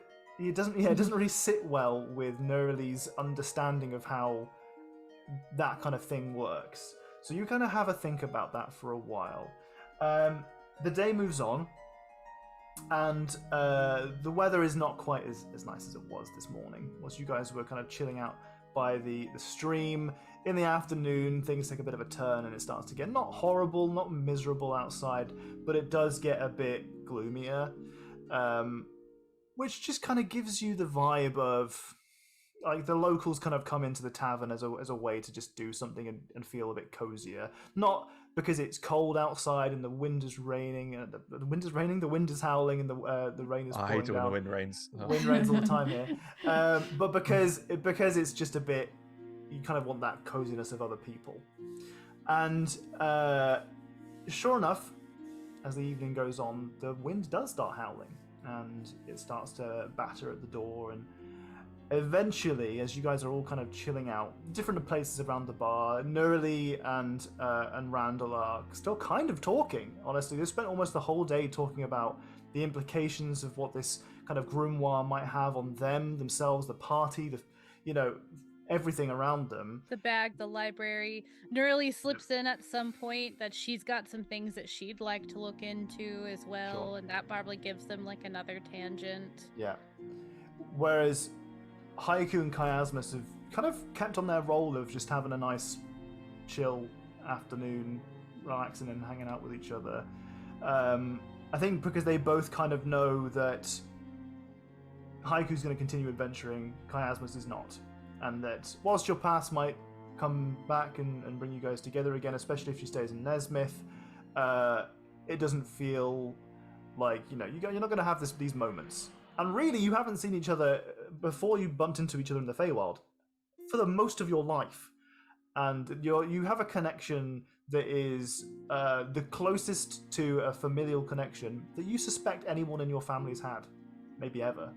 Because everyone just kind of jets off the second they hit adulthood and they stop really knowing each other. And you're reveling in that a little bit. As the wind starts to howl and batter at the door, a figure marches through. This kind of giant silhouette, comes through the doorway. You can see that someone kind of arches their head underneath to get themselves in. Is wearing a huge, bulky fur. You can see they have a satchel on their hip, as well as kind of like a bandolier of like little vials. They're all kind of like this brown and green murky mess inside. You can see that there is foliage strapped under all sorts of different places into this particular individual. And the fur that they have on their clothes doesn't seem to end as you get off of their attire. They seem to be pretty hairy just about all over. Not to the brim. We're not talking werebear, not talking werewolf, but we are talking an extremely hairy individual. Their skin is a kind of like a green-blue almost, but like a murky colour, with a huge bushy beard that's greying. As they walk over to the bar with a big gnarled walking stick, you can see that kind of he walks with purpose, but with like a weary, groaning step of someone who just looks kind of uncomfortable due to just years of just being alive. And they sit down with purpose at the bar and kind of just waves at the bartender, who kind of brings a drink over, and he slams down some coins, and he just starts drinking from a huge kind of pint that just kind of like gets all up in his beard. And he sits down a couple of seats over from Oro. And after about maybe 20 minutes of him sitting there, he starts to mumble and murmur to himself in a way that initially makes you a little bit concerned. You know, it's just a little bit disconcerting. Could be completely benevolent, nothing wrong with it, but it's something about the way that he's speaking that makes you feel like maybe there's something that you need to be paying attention to.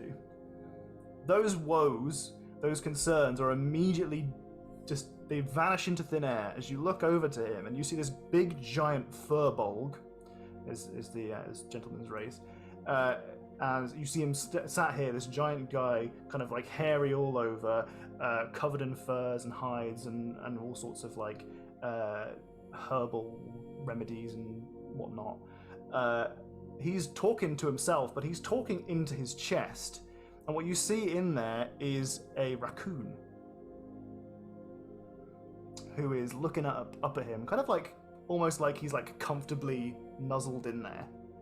And he's just like looking up, chatting away. And the furbolg is kind of looking down and mumbling away to himself occasionally, looking like directly into the face of the raccoon. And just mumbling away to himself. And this afternoon, you've been a bit mopey. You've kind of been chilling at the bar. And you want to tell me a little bit about what you've been thinking about, what you've been feeling? I think today in Oro's stage of grief is she occasionally goes outside and either screams or shouts for Nugget's name in hopes that he'll just appear, and then just goes back inside and goes back to the bar. And then like an hour later she'll go back out and just scream and then come back in. Everyone else has got their own shit on, so no one's come out to give you the reassuring turtle hand on shoulder yet. But you guys, I go a bit far into the woods so people don't immediately assume. No one immediately is concerned. I think it's safe to say that everyone in the party is a baseline level of concern for you already. But they know that maybe giving you a little bit of space is important. Oh my god. And, I got the sound alert to work. Oh no, mine didn't work. I didn't get the scream. Oh, thank you, Canic. That one of all of them didn't work. Scared me.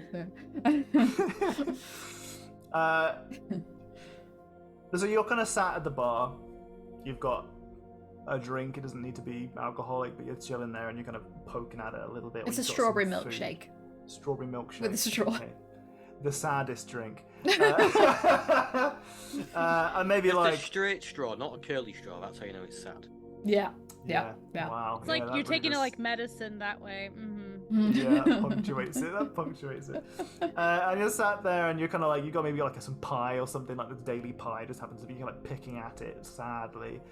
And you look over and you see this furbolg and you see his little raccoon friend, and all you can immediately think of is Nugget. You can see that these guys have a connection. It's obvious. And it is gut-wrenching to think about the fact that you had this level companionship, and it was taken away from you. And it's immediately obvious to pretty much everyone that looks even remotely near you. She's sobbing.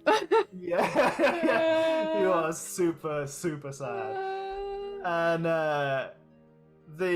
Lavender comes over and kind of gives you another serving of pie, but you can see that she's uncomfortable and she doesn't really know what to do. She doesn't know you that well, and she's not good at the whole crying bit of being a bartender. So she kind of just like gives you a free slice of pie and then she moves away. And that is what draws the attention of this furbolg. And he kind of like looks over to you. And this dude is like the most gnarled old guy you've ever seen. Mostly because you can barely see his face. Like, he's got a big hood up as well that's got furs around the edge. You can see that his eyebrows are huge. He's got a really big beard. So you're not seeing much face. It's mostly hair there. And his eyebrows are so low and so huge that you don't see eyes. You know that they're there, but you don't see eyes. And he kind of looks over to you and goes...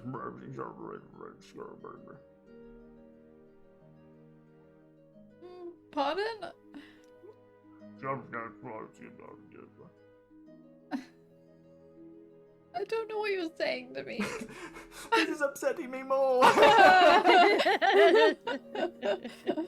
At this point, the raccoon kind of pulls itself out of his kind of the lining of his like cloak, and pulls himself up onto the bar and walks a couple of steps towards you and says, he says hello.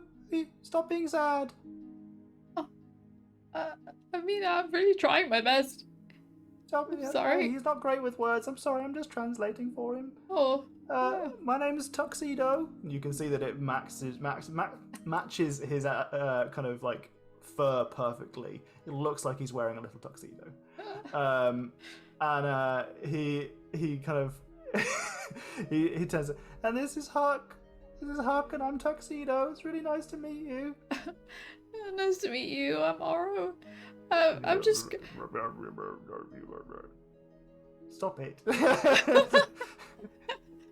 What did he say? She's sad. You can see that she's sad. He just said that you should buck up your ideas and be happy, and I know that's not how it works. How would you feel if Tuxedo died, huh? And he goes... And you can see Tuxedo. Correct answer. He would be devastated.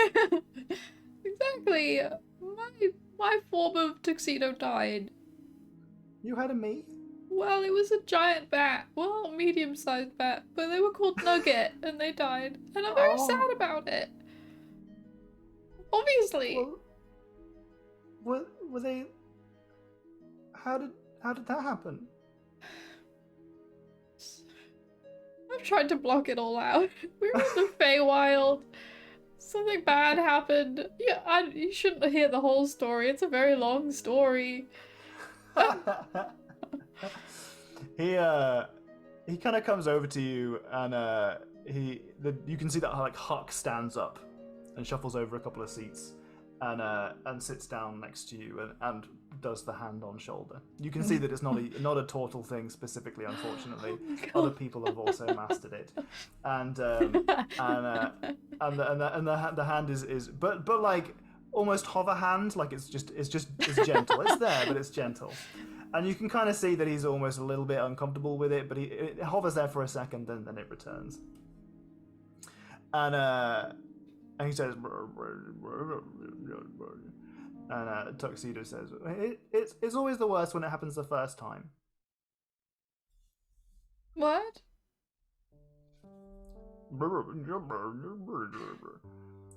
The first time when a companion dies, it's the worst time.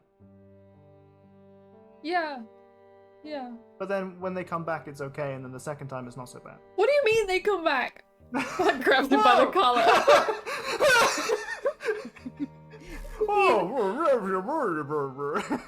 Put him down. Someone else said that to me after he died, but I don't know how to do that. And Tuxedo kind of looks over to Huck and he says, and Tuxedo says, he said, it's clear that you are in some distress. Please unhand the very handsome raccoon, and that maybe we should talk. I would like to pat him on the head. Okay, whew. He kind of like moves away from you a little bit. You can see that he's not like afraid of you, but he knows that maybe keeping some distance is a good idea. And you guys are gonna have a little bit of a chat for the rest of the evening. So you've met Huck Gristlemount, and Tuxedo Raccoon. I love the idea of you grabbing the raccoon by the lapels, but it's just their fur. It's like same as grabbing them by the collar. Okay, wonderful. That's scene 2 done. 2 hours in. I love that I prepped so much. It's almost definitely going to go into another session. I love that. That's like ideal. 4 or 5 scenes. No, because it's scenes per person. I'm doing scenes like everyone gets a scene within scene. Oh, I see. You guys are having sub-scenes within the scene. It's like chapters, you know. Sceneception. Hi, Sarah. Is Hi. Furbolger normally about 67 feet tall? Yeah, precisely. He's a big boy. He's just sat next to this tiny little goblin. He's like nestled a little raccoon into his cloak. Okay. Right. To him, the So- raccoon's like the size of a chihuahua. Tiny. Sorry, continue. So in our next scene, we have Randall, Haiku, Nurli, Chiasmus, and Oro all kind of sat together. Oro, you're there waiting for Huck to show up. You had some plans for today. You're going to have a chat later on where, as far as you're aware from Tuxedo's translations, he has something he wants to show you. So you're there, but you're not, you're kind of like looking at the door and waiting. Okay. I submit a petition to make Tuxedo a red panda instead of a raccoon. Damn that. I mean, hindsight's 2020, man. That's great. Too late now. But the rest of you guys are sat around chatting, and this is the moment that Haiku and Chiasmus kind of broach the idea of maybe Chiasmus spending some time in Nesmith. So Chiasmus is sat down next to Haiku. Ask him. I would like to ask the group, mainly Randall, but the group, a question. Yeah. So, Chiasmus, you know the issue. My family, we go out, we search, and we never go back. We keep searching until we die, yada yada. Chiasmus So dramatic. she thinks she's done with that life. She would like to settle down somewhere. I suggested she settle down, I say with us, in Nesmith, in the mansion. I wanted to run that by everyone, particularly Randall, before, anything is sorted out.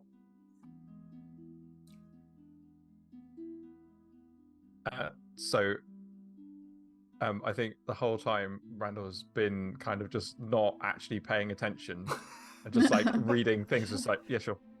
And I just really love the idea. We've got like this really long-winded way of asking questions, like, yeah, whatever. Sure. Right. We're never there. We're never there. Amazing. That's amazing. Thank you so much for your generosity, Randall. I just need somewhere to stay. It doesn't have to be forever. I'd just like to find somewhere to figure out putting down my roots a little bit longer than wading in a pool for however many years I was there for. Also, bye, Leonore. Bye. That's so generous of you. I really appreciate it. I've heard that there are some other guests over there. I got a chance to meet Evelyn and Parsnip. Very excited to meet Parsnip. I'm excited to be there. Is there any chance you guys are headed in the direction of Nesmith anytime soon, or do I go there? I don't really know where it is, so directions would be great. Or if you're going to go there, I could tag along maybe en route to anywhere else you're going. I don't know where your adventures are going next, or. I can go along with you. Well, the Durley looks at Randall. I think I'm not in a super hurry, and looks over at Oro. But I think there's some things that I need more information on, and I was thinking that was definitely next step. Okay, so information on... Oh, stuff. Important stuff. Where are you going to get your information from? Maybe from a library, but I would like to stop back at home before going there. Okay, now we're getting somewhere. So I could tag along with you guys back to Nesmith, and then you guys go off and do your investigative research.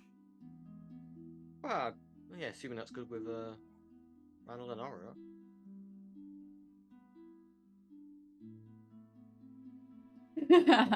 Okay, Randall seems to be good with that idea by the looks of it. I'm thinking about staying here for a bit. Just because, I think that dude I was talking to could really help with the nugget situation, and I don't know who else knows anything, and I don't know, maybe you could come and pick me up when you're on your way to wherever you want to go next. I don't know, but yeah, it's not far from here, so I can just teleport us. Yeah, there you We go. can do that now easily since we're here. I don't know how I feel about teleporting. We don't have to use the circle over there. It's just my own.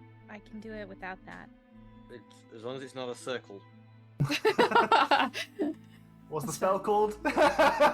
Don't tell it. Is it okay if it is a vaguely flat spherical shape, but I make it and it's not the existing one? As long as there's one kink in it, that's fine. I think That's can okay make with that work. sorcerers, not with wizards. It's okay with sorcerers.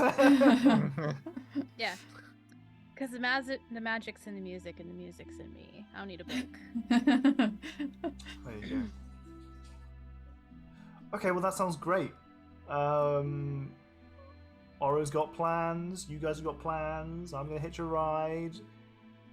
We're not in a rush, but also, when do you fancy leaving? Are you sure you're going to be okay, Aura? I feel a little uncomfortable leaving one of us behind. Even Yeah, if it is especially by ourselves. with a large man and a raccoon. Do you not think I'm capable of being independent? No, not at all. If something really bad was to happen. Like, what if Surgifer comes back? I could take him. I could take him. You know what? I reckon Aura's got this. Aura's the glue of this team. Yeah, good What luck on your Russell's own gonna without me. More right about And then us. you guys will regroup and you'll go on your adventuring way, minus 1 turtle, but not 2 turtles. Nerly kind of looks at Haiku like, right? Yes. Yeah. Yeah, and I can do that a couple times a day, so I can always just come back and get you. Or, I mean, how long do you think you need to stay? I have no idea. The bloke hasn't even told me anything was going to happen yet. So, I mean, you guys just, I guess, do what you need to do. And then whenever you've come to that whole shebang, then come back over here, see what I'm up to. I mean, I heard you guys were going to go kill a dragon or something, right? So that's kind of some fun thing you can plan for. Jesus. Well, it turns out Wow. When do we have a we don't even vacation? know. You have a vacation first, of course. It's important to okay. rest. Yeah, I mean, it's been a year. Is that dragon even still alive? They might have Sounds like not.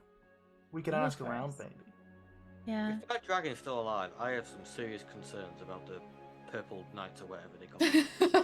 Hey, killing a dragon is no easy feat. Yeah, but it's a year. They probably You weren't can- asking you can- for you can recruits. take castles in a year. They probably weren't asking for recruits because they thought it was an easy thing to do. Yeah. It's Yeah, a but- dragon. It's a castle that flies. Just build a big gun and you shoot it. You're probably one of the only people who has a gun. It's not my fault they're not prepared. All right, well that's a bridge that you guys will cross to it when you get to it, I'm sure. I'm excited to hear about how you guys kill a dragon. Hell yeah. Yeah. Maybe I'll go there myself whilst you guys are away. Get it done real Don't fast. mind. No. I'll be back No, on no. Tuesday. Mm. No? That's too far? Okay. I think we can wait to decide when we're leaving until tomorrow so that you can. Who knows? Maybe you can learn everything you need to learn in a day. And then that way nobody has to stay behind. Unless you really want to. Okay, well, we'll see what he says later on. Yeah, we'll sort it out tomorrow. Mm-hmm. Better stay Can we safe. say? Mm-hmm.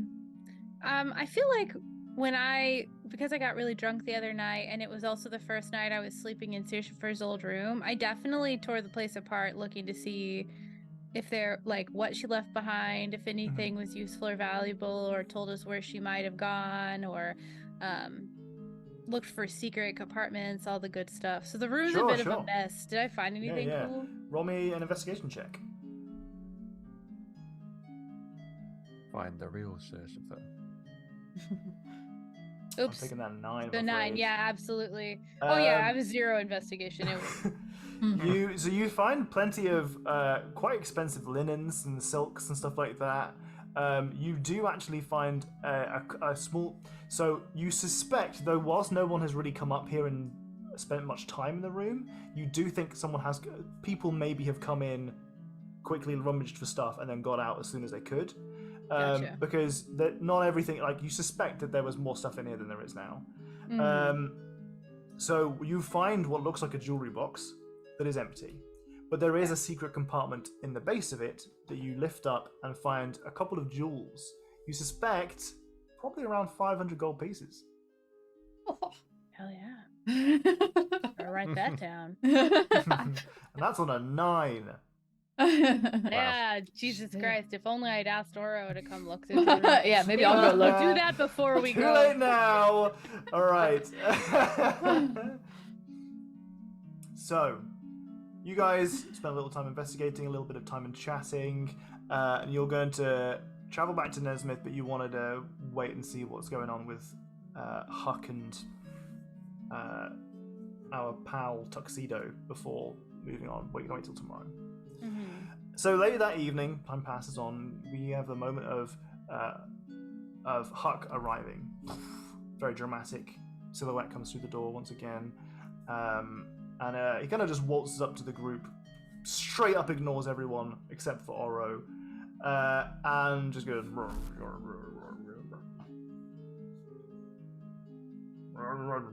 He just kind of like gestures for you to follow him. Oh. Okay. See you later, guys. I'll be back.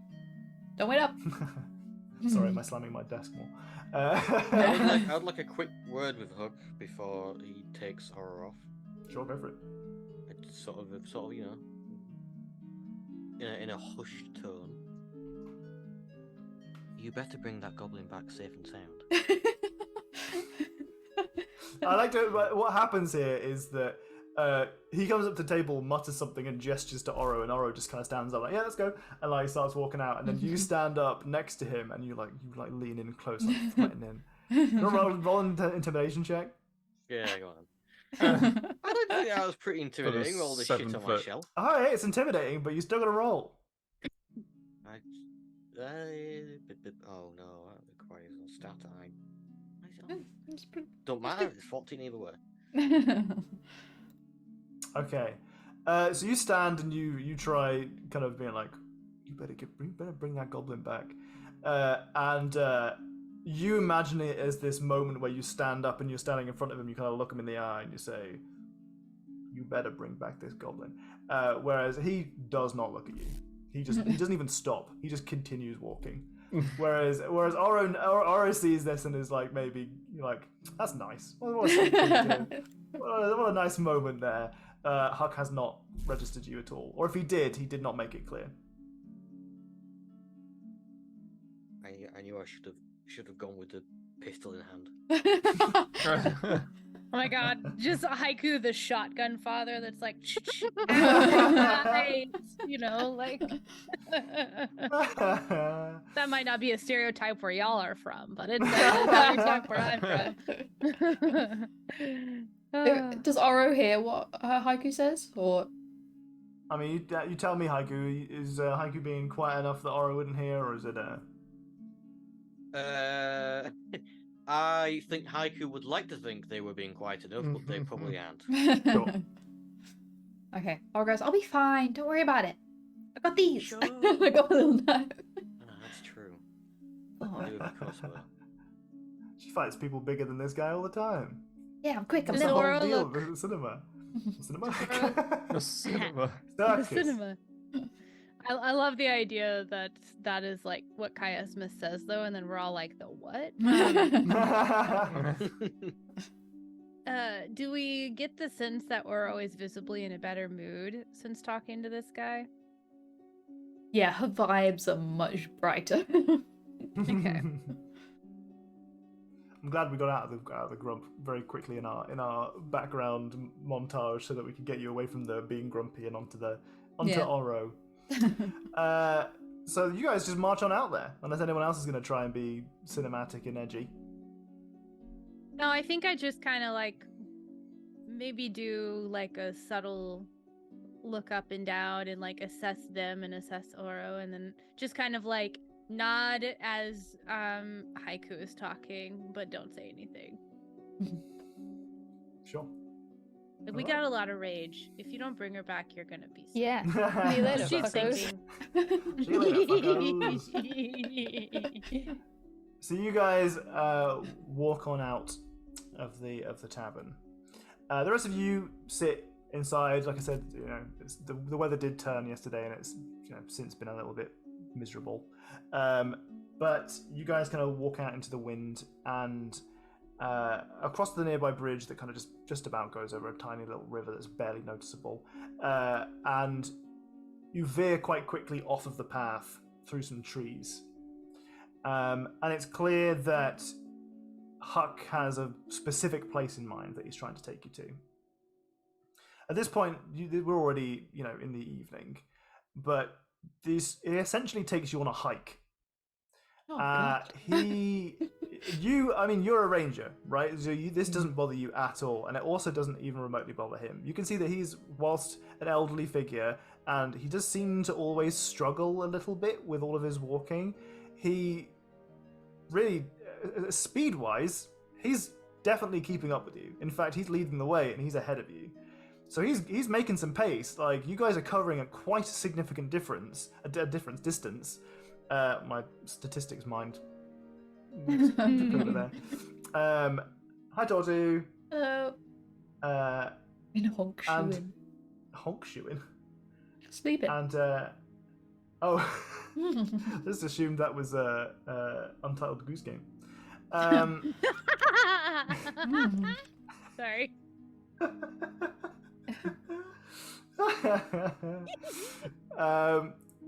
And you make this kind of path through the trees. It's clear that he's got a particular place in mind, and you go for this hike that starts going up a hill. After probably a couple of hours, honestly, maybe 2.5, you get to the top of a hill that is just overlooking, just high enough to give you kind of, if you sit right at the proper angle on this particular stone, you have a view of like a small valley. in front of you. And the sun is set now at this point, and the night sky is illuminated, and it's very peaceful. Takes you a little while to get into the peaceful vibe because you've just been hiking for 2.5 hours, but now you're feeling a little bit more chill. He's not said a word to you this entire time. Okay. Not a single word. If you've tried to get his attention or anything, he's not really said anything. And Tux, you can see Tux is kind of underneath his arm, kind of chilling inside the coat. Did you try and chat with Tux at all, or are you getting a vibe from Hux? Yeah. Okay. Yeah. Occasionally, Tux will try and bob his head out and chat to you from within the coat, but it's like you can tell he's having trouble with it because it seems like Huck is purposefully trying to move his arm in a way that makes it difficult for him to talk to you, and he's just trying to be a bit bothersome and basically keep to yourself kind of deal. And Tux is getting the message, but he's polite and he doesn't want you to feel like you're being abandoned or ignored. So you'll just occasionally hear a muffled voice from within the coat. You finally arrive at this location. You sit down, you take in the view, and you sit there for maybe 10 minutes before Huck says anything. And he says, which Tux kind of looks at you from inside the coat, hoping that you understood that and didn't have to require translation services. He's he rolls his eyes and looks frustrated at Huck, not at you. And he says he wanted to take you to this place because it is beautiful and close to nature. Oh, it is beautiful, and we are close to nature. He says it's far away enough that you're not surrounded by buildings and people. Yes. You're right. It's beautiful. After a few more minutes of silence, as you're kind of not meditating as such, but you're just really soaking in the view and being in the moment.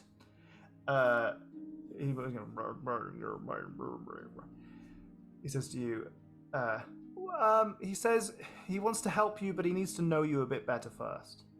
Okay. Ask me anything. He wants to know how you met Nugget. Oh, shit.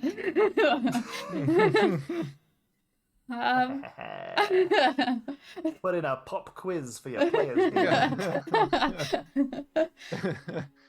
Oh, shit. We were in the woods, and Nugget just flew down and appeared. Jenny thinks. That's really close. Nugget was being attacked and hunted by a giant hawk. Slash eagle slash whatever the fucking bird it was. I think Nath corrected me at some point because of some stupid bird shit. I don't know. It's a magical fantasy land. It's magical fantasy land. Precisely. But a giant bird came down and was hunting Nugget. And Nugget was injured, and you had to nurse Nugget back to health. Oh my god, I completely forgot. Yeah. Okay, I say that. Like Pokemon. Like Pokemon. Like Pokemon. Exactly like Pokemon. He says, it's very unusual for a companion to be the size of a giant bat. Are you certain it was a giant bat and not just a big, normal-sized bat? I know the terminology can be confusing. I think giant bat, but I've heard people say medium-sized bat. It's just I'm small, so... I am very small. He says you are small even for his size. Where everyone is small all the time. Tux stands up next to you and comes up to your shoulder. I think you're pretty tall.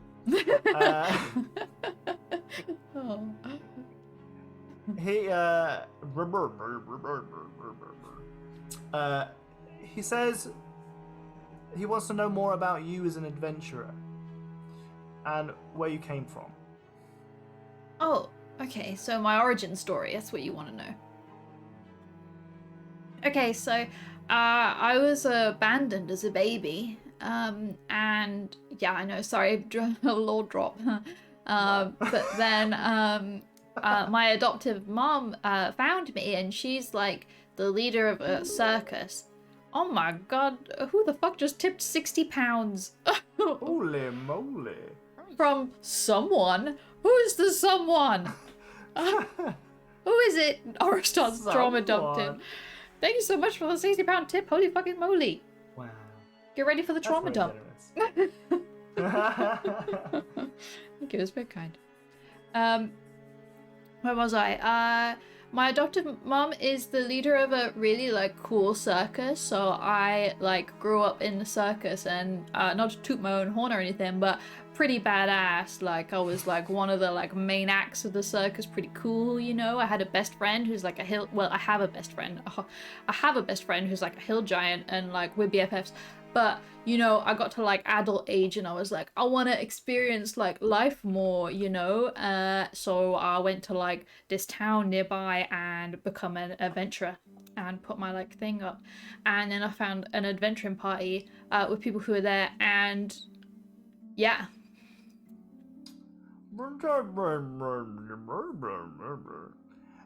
He says that all of the other people with animal companions that he's met have how do I put this nicer than what he said?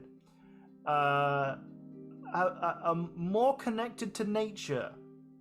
Oh. He asks how this whole thing happened. You know what? That's a great question. I don't know if I have the answer. That's okay, just in case Jenny was worried. That's kind of what I expected you to say. Okay, yeah. Yeah, you're doing everything great. You're all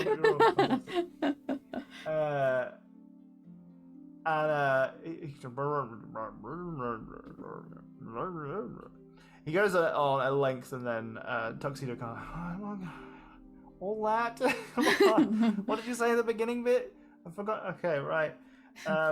He says that the spirits of our companions are part of ourselves, and that when you become this close, you form a bond that transcends the flesh. I don't like thinking about myself this way, but essentially, we have, as bestial companions, best friends, transcended being a mere creature, and there are ways to rekindle that bond. That's beautiful. It is very pretty. It's nice to think that, and not, I am a temporary being who can be brought back by the whim of a greater creature. But I also have I do like him. He's great. He's got a really good beard to snuggle into. I'm glad. He says that maybe you could learn to become a bit more in touch with the nature side of your connection. Yeah. He says Nugget has probably been trying to communicate with you. Oh. Shit. You reflect on that warmth that you felt whilst you were sleeping that one night, feeling like you were wrapped underneath a wing. Oh. Okay, how do I connect with nature? We're going to teach you some tricks. Oh, I love tricks. Now, this one's a special one. You need some of this herb here, and you need this. It kind of like shows you. Essentially, what's going to happen right now is you are, over the course of this evening, taught a very basic but helpful magical spell. Okay. Oro is now able to cast Druidcraft, Ooh. which is a druid cantrip. It's like nature's prestidigitation. Oh, sick. Which is not something that rangers get. You don't get cantrips. So you've now officially got a boon of you can now cast a cantrip, which is outside of all the classes that you have. Whoa. So we'll definitely need to put that on your character sheet. Sick. But will Oro be using that to make themselves more dirty while everybody's trying to clean it up? That's so funny. It's a great idea. Fight of the ages. So you guys wrap that up a little I bit, love it. and you finish your conversation. And after a couple more, like a kind of an hour or two of talking, you go back and you hike your way back down to the blush kiss, the blushing kiss. Sorry. And as you return, did anyone stay up waiting for Oro? Yeah, I think I would have. Yeah, nobody as well. About Randall. Yeah, I think I would have given it a good long while, and as long as someone else was staying out there, she'd push to stay awake too. Sure. I think. Yeah? Same. Okay. In which case, at around kind of 2 a.m., Oro stumbles in the door. Haha, embarrassing. You guys must really love me. Look at you staying up late for no reason. I love the idea of Nerly having like fallen asleep on her hand and being like, yeah, of course. Everything's okay. I'm gonna get Nugget back. I'm gonna attune to nature. I'm gonna be one with nature, and Nugget will be back. Easy peasy. Why are you looking at me like that, Haiku? That is precisely what I wanted Haiku to say. Amazing. That was a You lot guys- of information to process there, Oro. Oh, sorry, it's 2 a.m. I thought you would have approved of the shorter version rather than the I spent the last 6 hours talking to a man in the woods.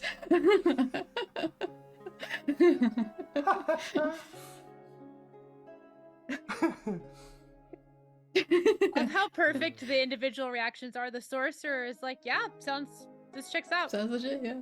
Gonna learn some magic shit and it's gonna make everything better, sure. And then the artificer is like,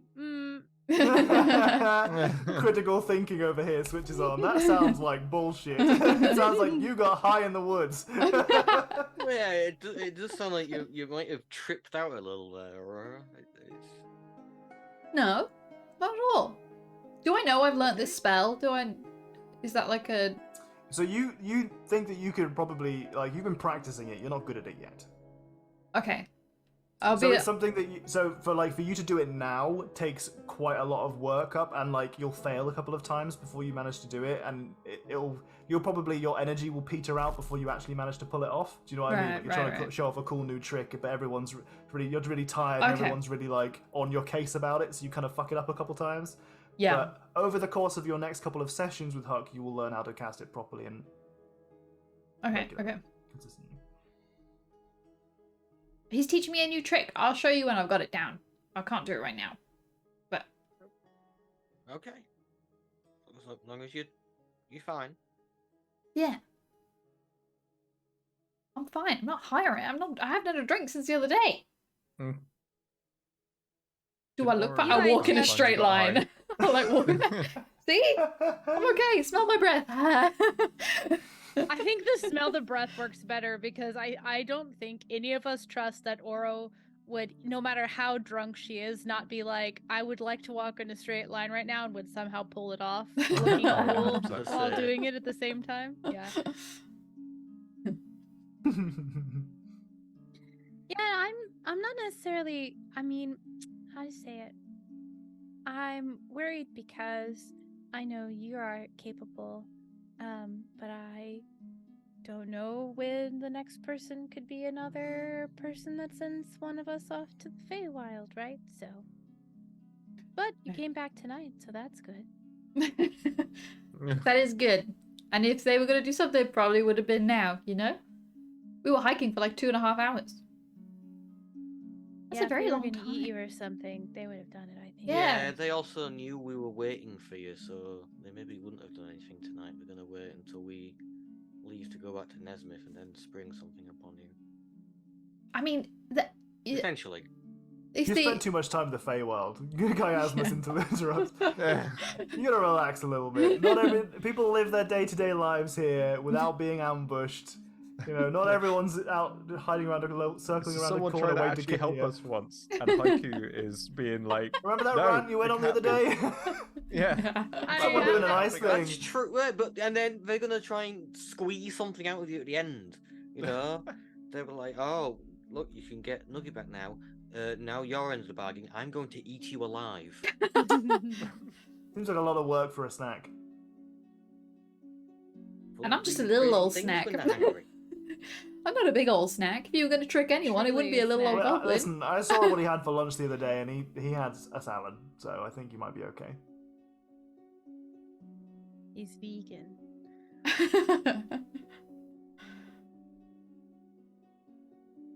I'll be fine. Don't worry about it. Well, if you have to stay here a long time, how are you going to tell us that you're ready to come back? If only we had some sort of device that we could talk through.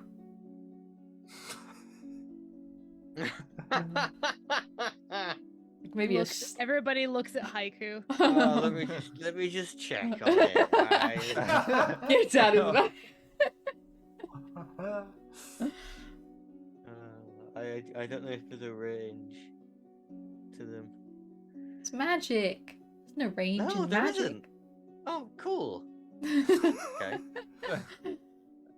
Okay, go on then. Yeah. I'll conjure up some sending stones so we can. Fortunately, you'll have one and we'll only have one, so we'll have to share it between us. But yeah, I can. Passing ruffle to up some Haiku on the stone. Doesn't it make sense to give it to me because I'm the one who can come get her? Yes. That's true. Yeah. That's true. Yeah, absolutely. How do we use this thing?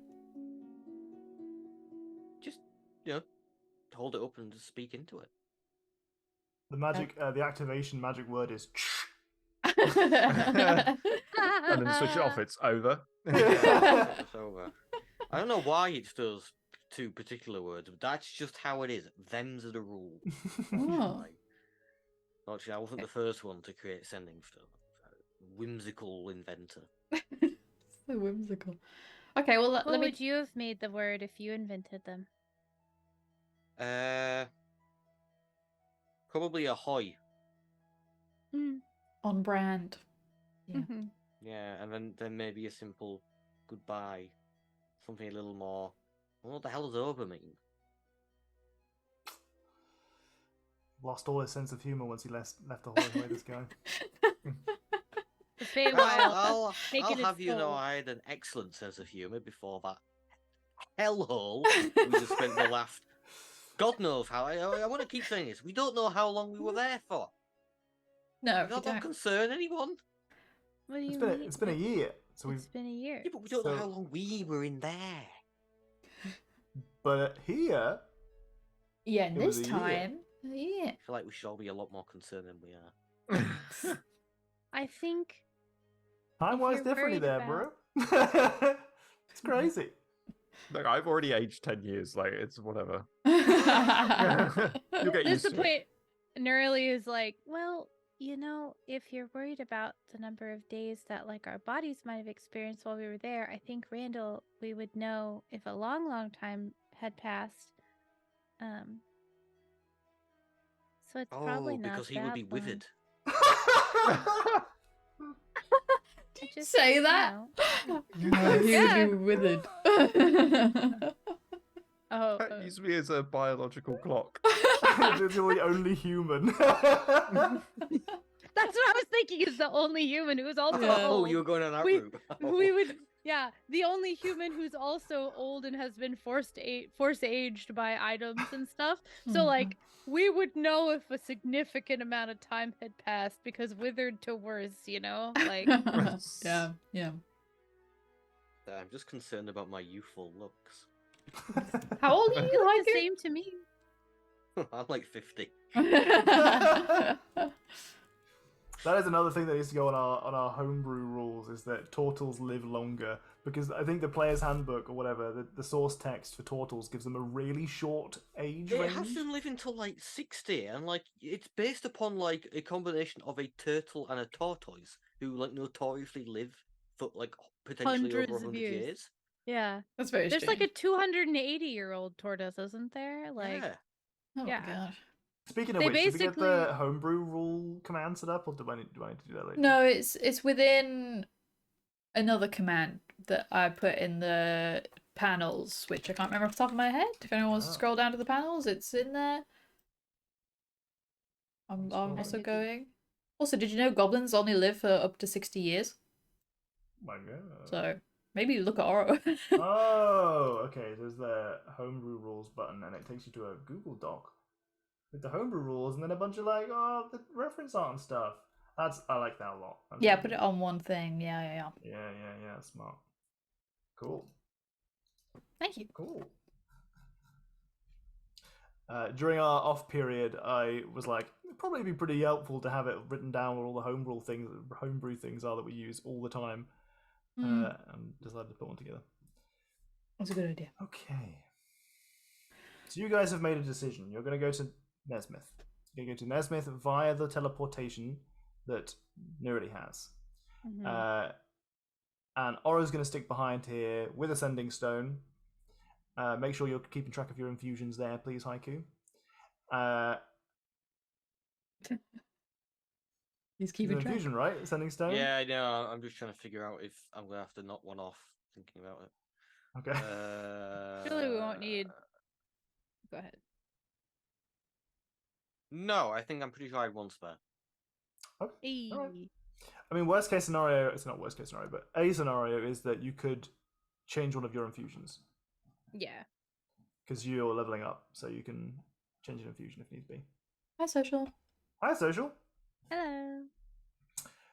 So, you guys use Nerity's teleportation spell. You want to describe how and where you do that? Probably not at 2 a.m.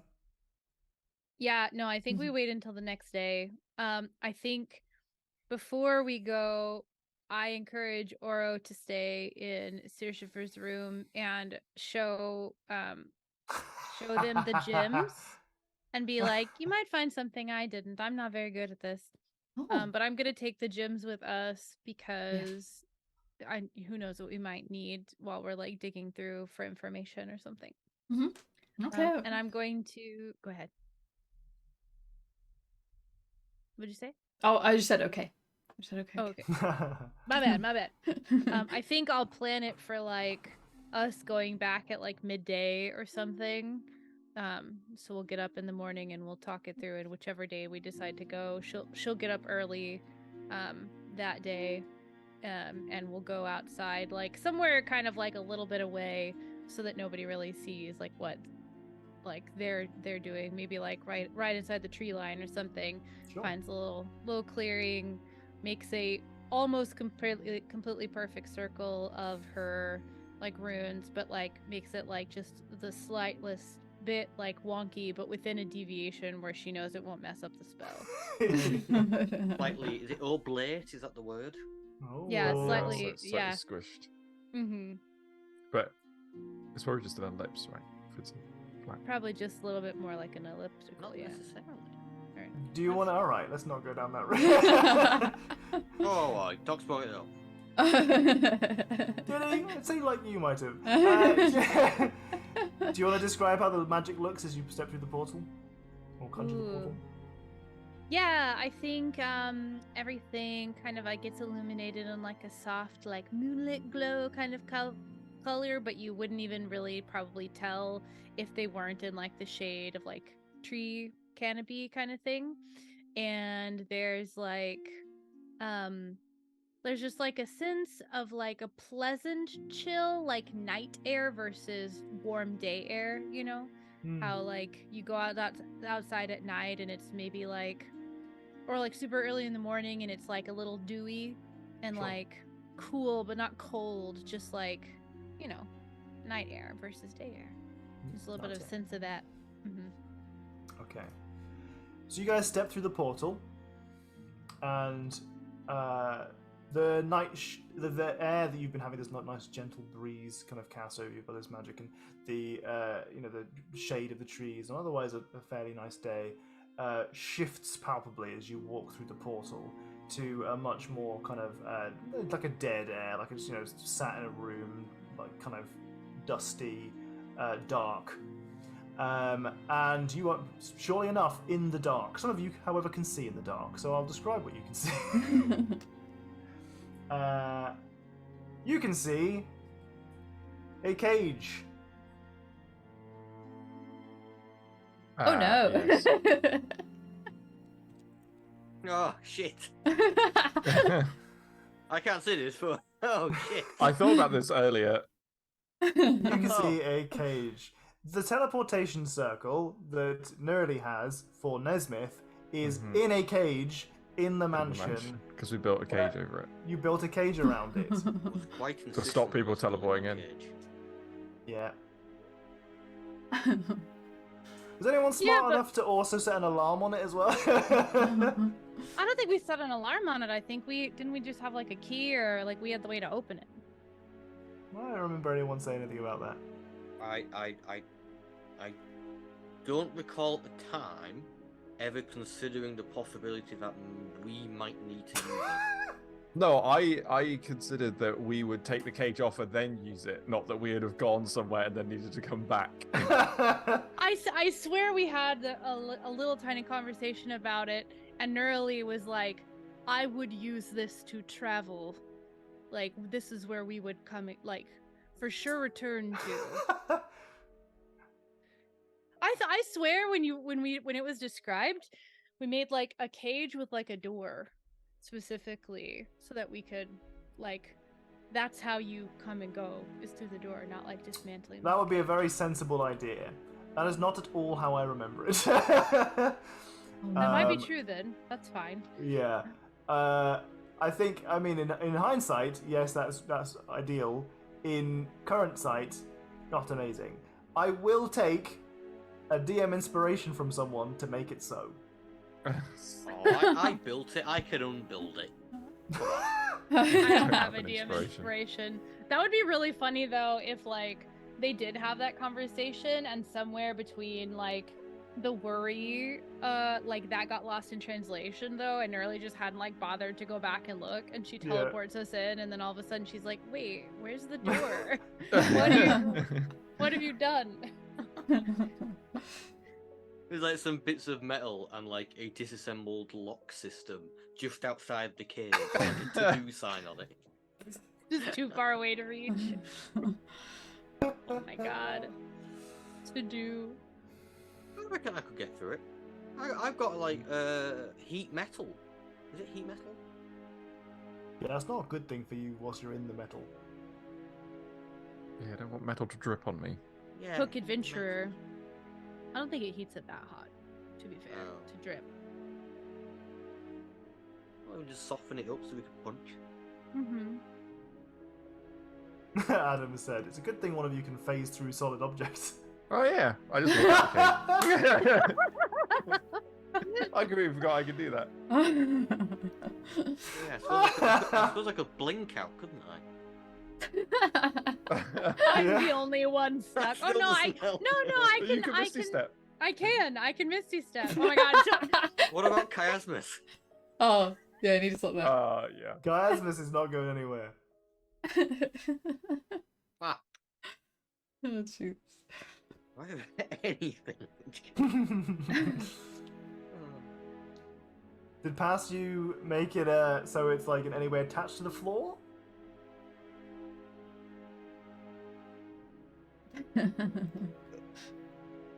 Well, it would have to be attached to the floor, would it not? Otherwise, it's Could not a just good be cage. very heavy. Could be, I guess, yeah. Oh, could you Again, make that it float? That would be nice. But I am sure at least Haiku's mindset was put something over this so nothing can get out of it. And if that was the case, it's bolted to the floor. You Would can be I retcon. just Really really not put a door. appreciate. I just really appreciate Jack's ability to think this is what would have happened, even if it's to his own detriment. What's the floor made of? Is the floor just It's wood? wood. It's gonna be. Yeah, it's wood. Oh, it's wood. Okay. Which is the room underneath us? Let's have a look at the map, which I have not Also, looked at for a welcome long to the time. mansion, Chiasmus. This is where you'll be staying in a cage. Yeah. The Goodbye. Hinoko. Oh, actually, it's not wood. It's all stone. I thought it was all stone. And I used that scroll of turning stone into mud. Damn I it. can't turn my floor into mud. The room below is it's Randall's bedroom. Have it. Of course it is. It's the bedroom that you took that has all of the individual beds in it, Yeah. like the barracks kind of deal. Wood? No. I think we're just gonna have to either unbolt it or try and lever the bars apart enough. But I feel like it's gonna be an unbolt it. I think if the three of us exit in our own ways and then as a group effort unbolt it and get chiasmus out, and then maybe if I get the chance I'll have a rethink of how this thing works. I think Nerly would try to help you unbolt and would have a really like she just wouldn't be super effective, so she's just standing there guidancing and talking to chiasmus. Chiasmus is trying her best to not panic about the situation. Doing a pretty good job, all things considered. We can just teleport you out. After some time and the clanking and clunking, you hear footsteps outside the door. Oh yeah, we probably should have told people that we're here. Evelyn? The door opens, just whips open, and you can see that she's holding like a knife from the kitchen, and behind her is Parsnip looking really determined. It's just us three, like hunched over like goblins in the dark. Breaking into our own mansion. I've cast light, so we're not in the dark anymore. Oh, that's good. she signs to you. Hi. Hi, yeah, sorry. I should have told you we were here. We panicked a bit. Where you've? Oh, it's nice to know that you're alive.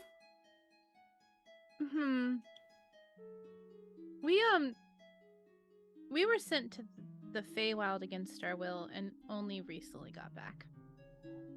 We spoke whilst you were in the Feywild, but it's been a long time since then. It's been months. Right. We didn't know it had been that long until we got back. And then we were away from the phone. Well, thing. But you're okay now. And you're back now. We're back. That's for for good. Sure. Yeah, I don't ever want to go back there again. And I think I'm the least one to say that. And you're staying in Nesmith. There will be... I think we're gonna regroup. I need to go to a library. But that shouldn't be too long. Was that knocking in real life? It might have been knocking in real life. Okay. I was like, wait, is that a sound effect? What's happening? There's no one here. No, that's a very good point, Jenny. That's a very good point. Where's Oro? Hold on, I think somebody's knocking my door. I'll be right back. That's okay. I think a pre Feywild haiku would have said something. Oro's turned into a turtle, but that humor has long been at least for the time being. Yeah, who is this? Okay, this is my cousin Chiasmus. We found her in the Feywild. Long story. Oro is currently with a large, hairy man who owns a small, talking raccoon. She's busy. To try and get Nugget. Don't come back. knocking. Nugget died, passed away while we were in the Feywild. Chiasmus says, I'm really excited to meet you. I'm gonna be a roomie! Oh, yeah, I forgot to mention. Yeah, Chiasmus... We should maybe ask you to...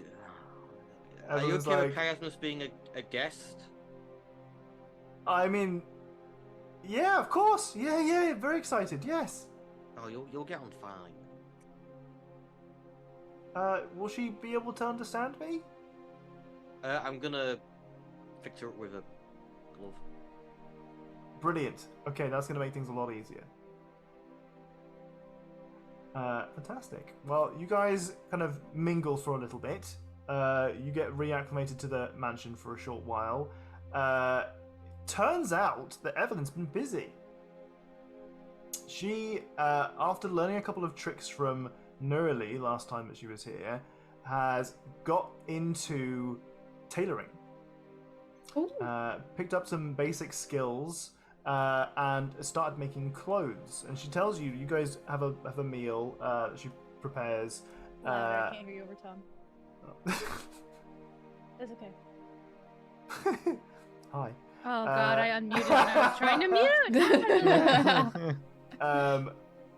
So she's showing. She's been kind of making a name for herself in Nesmith. You guys have a chat and you know kind of debrief a little bit over the meal. But she's got into making clothes. But she has she started off with basic easy garments. But she started making kind of tabards and stuff for adventurers, and she sells them at a discount with the Adventuring Guild in town. So any new sign-ups get a discount from her goods, and she makes them custom fit, and she makes a little bit of money on the side from that.